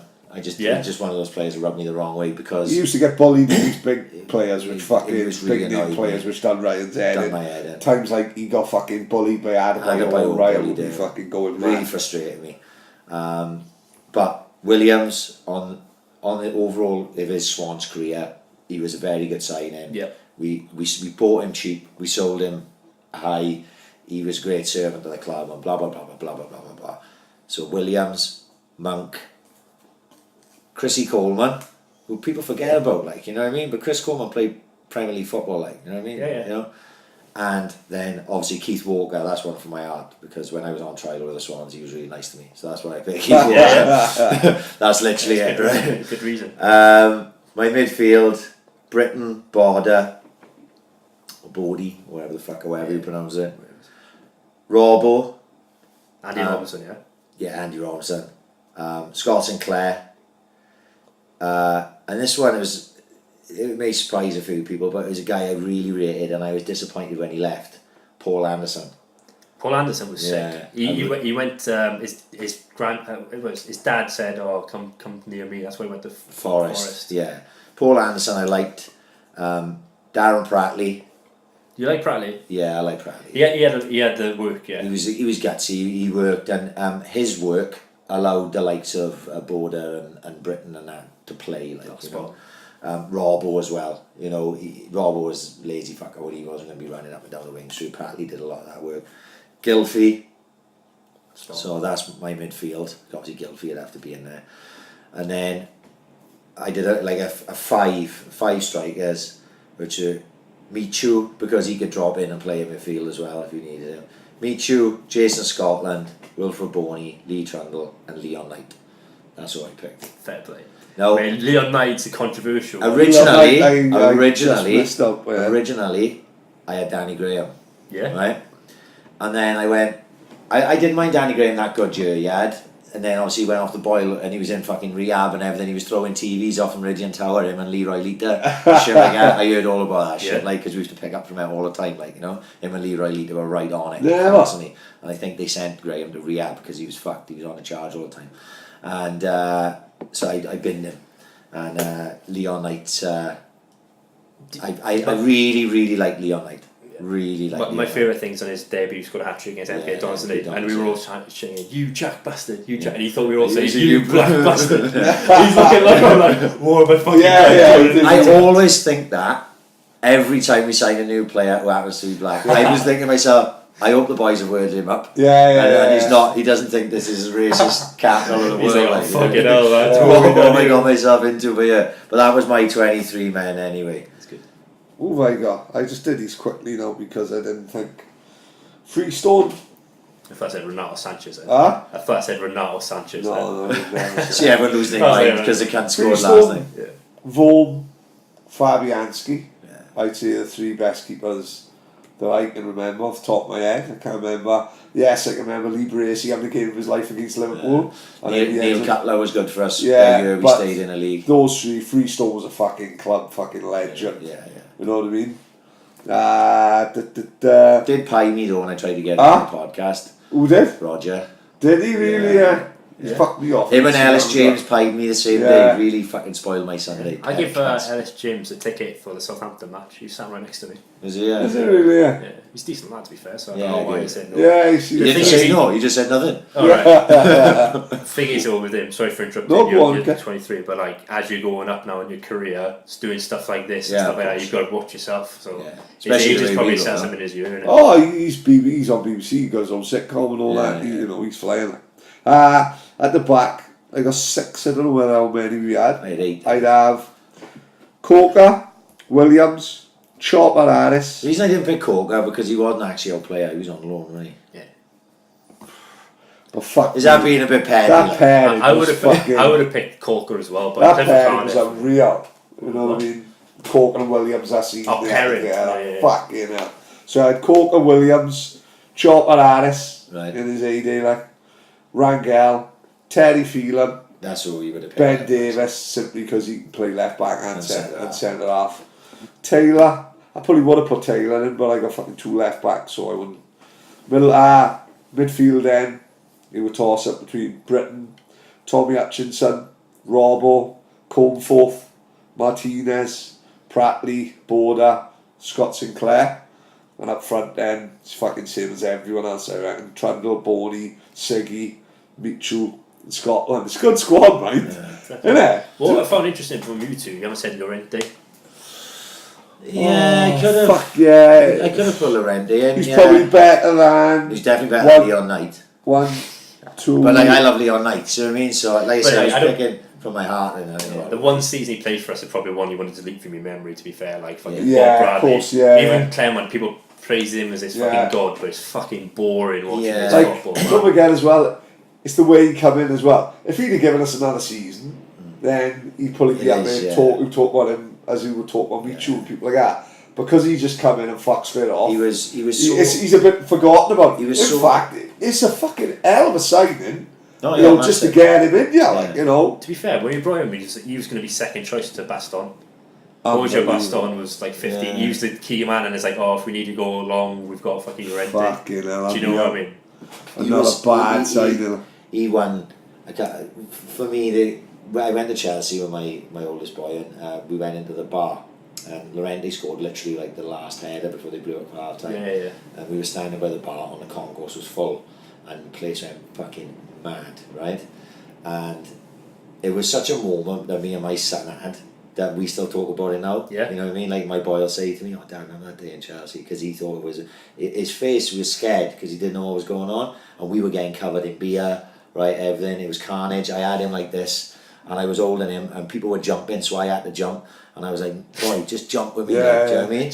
But we had this like moment there, like, so that's Llorente. Really, like, I should have probably put Llorente in just for that moment. You know what I mean? Because that's something that me and him are going to talk about in 10 years time, in 20 years fucking time. Like, do you know what I mean? So maybe I should have put fucking Llorente in. But it's hard, and it's like, what, 20 years or something? Yeah, of course, yeah. Yeah. And like it's all those guys there, you know, well, especially the midfielder, you know, they players I really liked. Do you know what I mean? Yeah. Sinclair was really exciting when he, you know, goal scorer. You know, he was so important to us coming up that season with the goals, like, you know. What formation would you play? I love 2 up. I'm fucking Harry 4-4-2, fucking I'm Harry Bassett. I think I 4-4-2 as I fuck. picked I picked the team the other day, didn't I? We done it on Yeah, the yeah. AC anniversary. It was Fabianski in goals. Rangel. No, it was Little right side with Rangel playing Right, out the they got position it. on the Left left. Yeah. Fair play. Just to get Des Just to Little get in. him in, just so you get Des Little and Rangel in the team, with Monk and Keith Walker, and then I had Robbo, Britton, Border, Siggy, didn't I? So there was no shape to that midfield at all. Basically, just leave them do what they fucking want. Britton and Border can stay in, but and Siggy and Robbo can go anywhere they want. Yeah. And then it was Trundle and Michu up front. Yeah. 2 left footers. Boney on the bench. Boney on a bit. Scotland. Yeah. That's what I go for. What about you? Do you hear my one? Yeah, go ahead. So, surprisingly, I went with the same goalkeepers as you guys. So, Vorm, Fabianski, Freestone. While I say controversial, I think Vorm in his first season for us was better than Fabianski. Oh, really? Do you think so? Totally. It was brilliant. Yeah. Like the fucking saves he doing. He got that injury against Man City, and then when he came back from injury, he was never the same. Yeah, we said that last week as well. The like his first season was incredible. Rangel Roberts, Connor Roberts. Yeah. Yeah, Roberts, I did consider after I wrote it down. I went. I like really big fan of Roberts at the minute though, but he's only played like 11 games for us. But like I'm thinking of other players like Norton, Tien Darley, and these type of players I've watched. Rangel's obviously the starter in that team. Like he's been here since League One. He's fucking good with the club. But Roberts, I think he's going to be a club legend. Mawson, I really liked him. We remember he's like a youth player, just chucked in, and like he's probably a part of our shittest team in the Premier League, and he's like a starter. Got him when you got 15 million for him. Williams, as you guys said, Gary Monk, legend for the club, and I've got Chico Flores here. Controversial.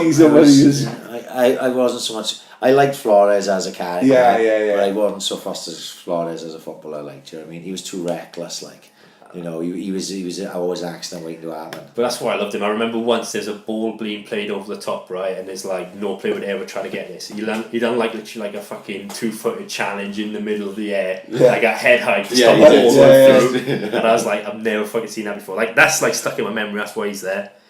Olsen left back, and then I've got Alan Tate. What's it? Where the Tate, fuck you know? I'm writing Tatey down now. We should be ashamed of ourselves. Tatey's never going to do a podcast now. We didn't bring him. Ashamed of ourselves. Oh my god, good old Tatey. My arm is left back. I've always felt he's a better centre back, and I think he played right back for Jacket. Oh no, Tate, yeah. And I think that's probably best football he played for us in terms of like not looking out of place. Yeah. When he went to centre, yes, he was there, but whenever he was playing alongside Williams, you always knew he was like the second choice centre back. Midfield, I think we've all said Borde, Britton, Sinclair, but I've got the Championship version of Sinclair. I felt like when he was in the Prem, he went to shit. Because in the Championship, he bred off all that like so much space, main guy. In the Premier League, didn't have as much safety. He's kind of went in. Well, the fullback's a lot better in the fucking Premier League. A lot quicker. You know, his pace didn't come for as much. Like that's why he's gone to Scotland to suit him. He's playing below himself. Exactly. Joe Allen, which I don't think you boys have said. Fuck, that's another one. Yeah. Fuck him, he scored in a week. I've so gutted he came back to us. We would have made $2 million on him as well, re-signing him for 13 mil or whatever he went to Stoke for. I've got Dyer Montero, who's a bit of a like terrier. When you talk about like one-off greatest performance ever for Swans, Chelsea and Arsenal, untouchable. He's ripped people to shreds. He's ripped people to shreds this year already. You know what I mean? And then got injured again, which is no fucking surprise. It's shocking, isn't it? Routledge, when he played under Rodgers, he's sick, and Laudrup as well when he played behind the striker, and then like Hernandez, Dyer, and Routledge just interchangeable. Incredible. I probably agree with you guys now. He's not a piece of shit, but he's not what he used to be. He's lost that. We ain't gonna slag him. Slate his keys. Just leave it at that, right? For now, anyway. 3 weeks I'll be calling the cunt again next year. This open goal probably in a couple against Cardiff. He's coming all out. And then up front I've got Michu, Boney, Llorente, and Trundle. There we are. Nice. Well, it is not. It's not like. You've got like Liverpool's history of players. Of course, you know what I mean? You're going to pick what you pick. I don't think there's many. I did put Tiandali down as a joke because I know Jack Carter and that they always fucking pick Tiandali. Right, yeah. Seemed like, you know, but no, that was quite interesting. Like to look at it in that form, innit? Like the World Cup squad. Like you know, it was quite popular on Twitter. When he got retweeted around, I got sent to me a few times. I think you were the first one to tell me it. Then you mentioned it to me. I thought it'd be interesting to do it just for 2 seconds. Yeah. You a boxing fan? I watched like Anthony Joshua, Carl Groves against Froch and stuff like that. Like the massive fights, but I'll be totally honest, I'm not a massive boxing fan. There was a big fight the weekend gone, and it's been fucking murders again, isn't it, over there? Which I think is a bit unjust. Yeah. I can see how I think Golovkin won it. Yeah. But I wouldn't call it fucking robbery. Like the way I was trying to explain it to myself when I was thinking about it on Saturday, I scored it, you know, because I woke up. Never scored it. Right. I never fucking. I scored it. I didn't watch either fight live because they were on early hours in the morning, and I got football with my kids on a Sunday, so I just can't stay up and fucking do that shit.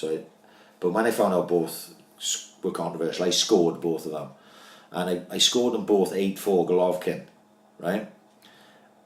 But the two fights are completely different. Completely different.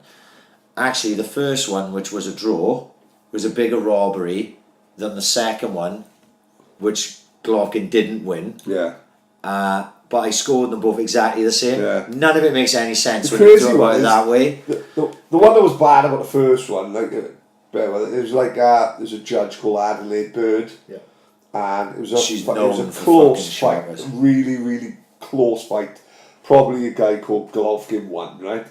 But she scored it 117, 111 to Canelo. Like never in a million years would that. It was never in a million years, was it? No. That's what the biggest fucking argument about the first fight was. Like when that fucking scorecard was ridiculous. Yeah. No, and then obviously people felt that Golovkin would never get a fair crack in Las Vegas, where Canelo is the big favourite. He makes the money for it, you know what I mean? Golden Boy, big there and everything. And actually, I watched it on YouTube, right, on Sunday morning, and it was the either Showtime or HBO, whichever one of the big American providers it was on. Who's Max Kellerman with? He's HBO. Whoever it was, anyway. It was Max Kellerman, Roy Jones Jr. Jim Lampley, right? HBO. And Roy, because Canelo kept pushing Golovkin back, even though they were close when you're scoring it, because the way Golovkin was fighting on a back foot, Roy Jones Jr. said about 4 rounds in, Golovkin cannot win the fight this way because of the way it looks. Because to the eye, it looks like Canelo was pressing him all the time. I thought that was key. Like 7 rounds in, Abel Sanchez goes in the corner and says to Golovkin, Yeah, you were losing this. Yeah, right? yeah. Now at that time, at round 7, I probably had Canelo up like 4-3 maybe at that point. He was right, Abel Sanchez. And then after that, Golovkin went on a 10. I think he won pretty much every round after.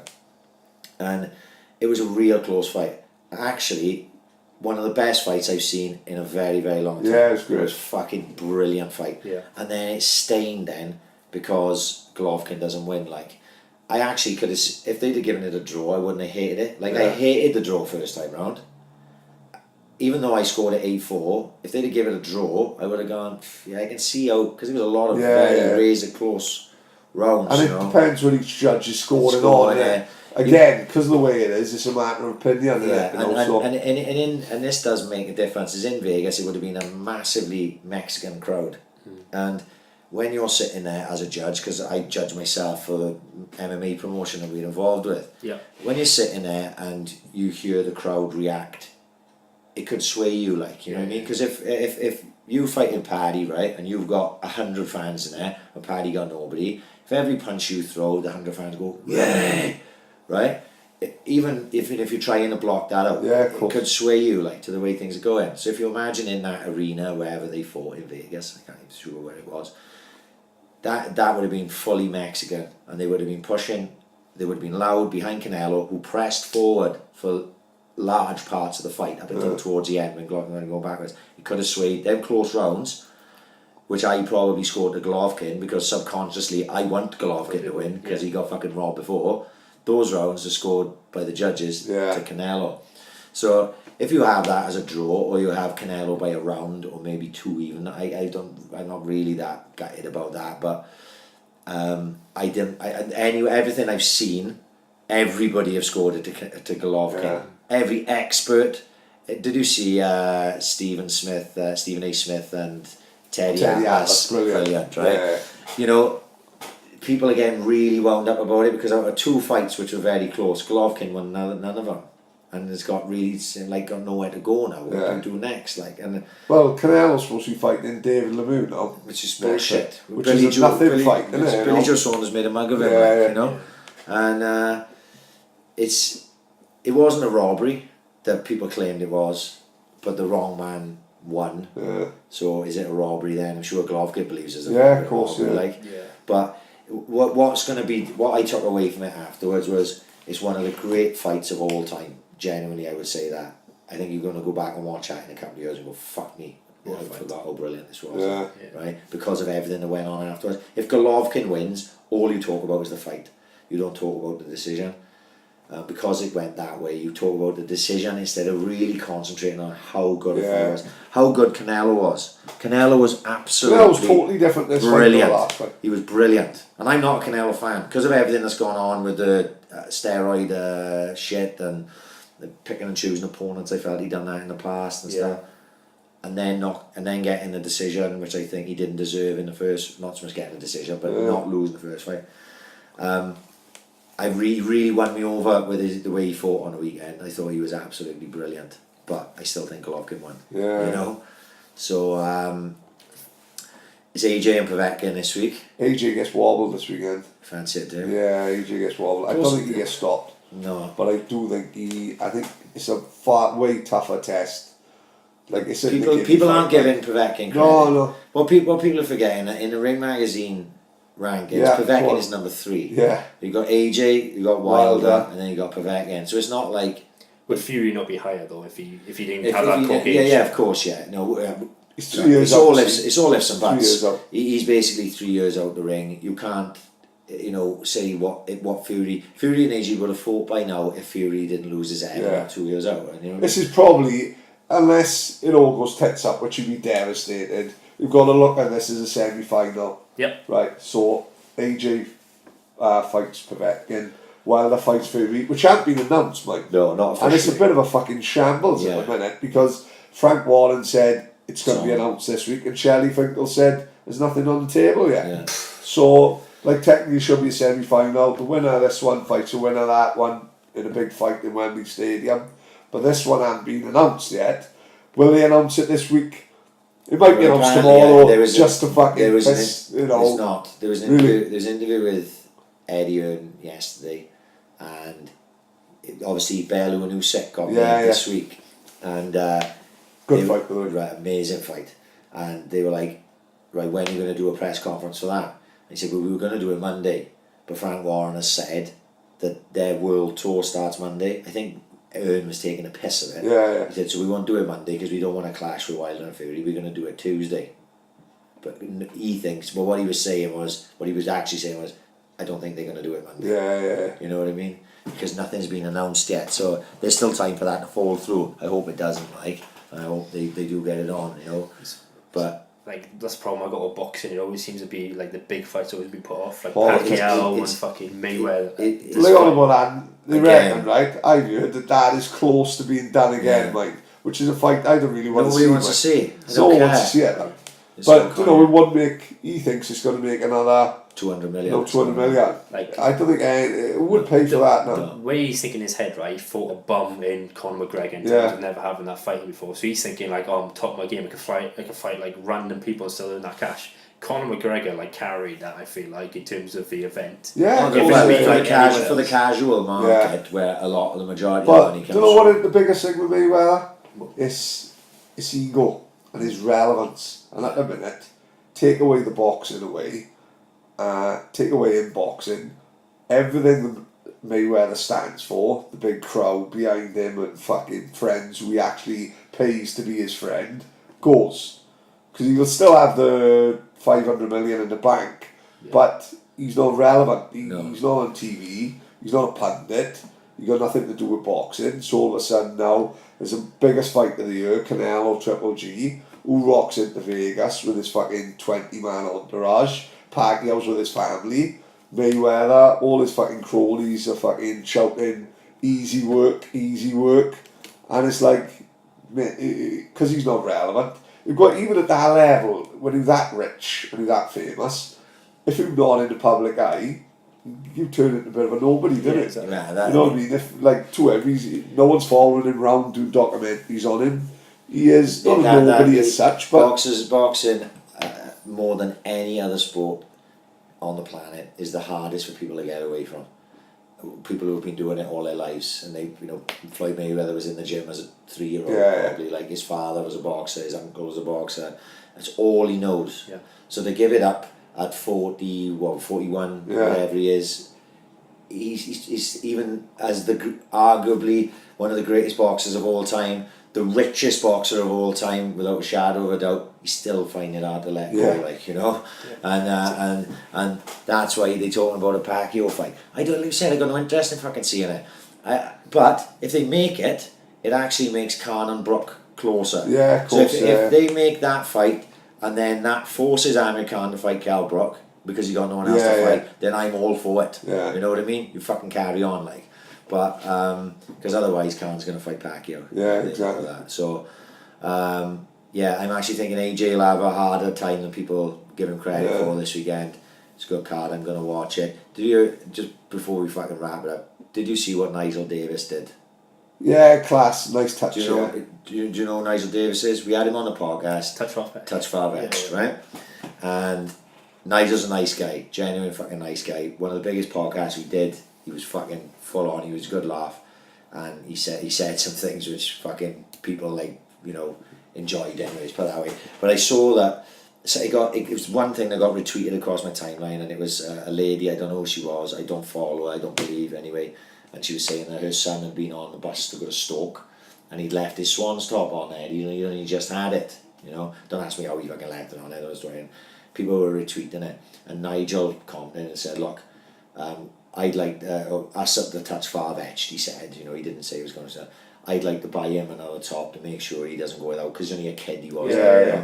And look, that's nice touch, like. Absolutely lovely gesture. He doesn't need to do that. Doing it out the goodness of his heart. He does a lot of good things out the goodness of his heart that he should get a bit of fucking credit for, to be fair. And what I saw, literally just earlier on, probably an hour before we started, was the SCSA, whoever is involved I saw that as well, have offered to buy him an away kit as well. Yeah. So that boy's doing alright for himself. Like, do you know what I mean? Paddy just lost his Armani jacket as well. I gotta go lose my Reebok Classics now. But we ain't gonna be offering fuck all. If anything, we fucking skin. If anything, we're gonna be taxing him his trainers a little bit. Hey Sean, mate, it was lovely to meet you. Great boys. And Love I'm this. glad you came. Thank you very much. Thank you very much. We wish you all the very best. We genuinely mean that. We both follow you, you know. We won't fucking blow a smoke up your ass like watching you enough all your fucking videos now.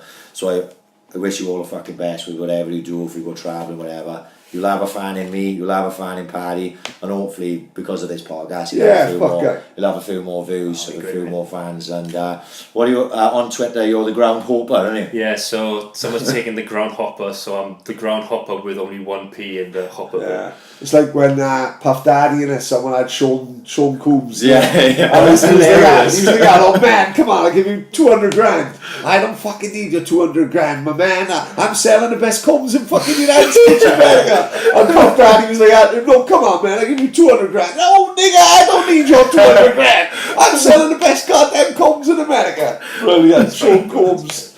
Right, Sean, without your pad, I don't even know what we're going to do next week. We'll wing it again. And peace.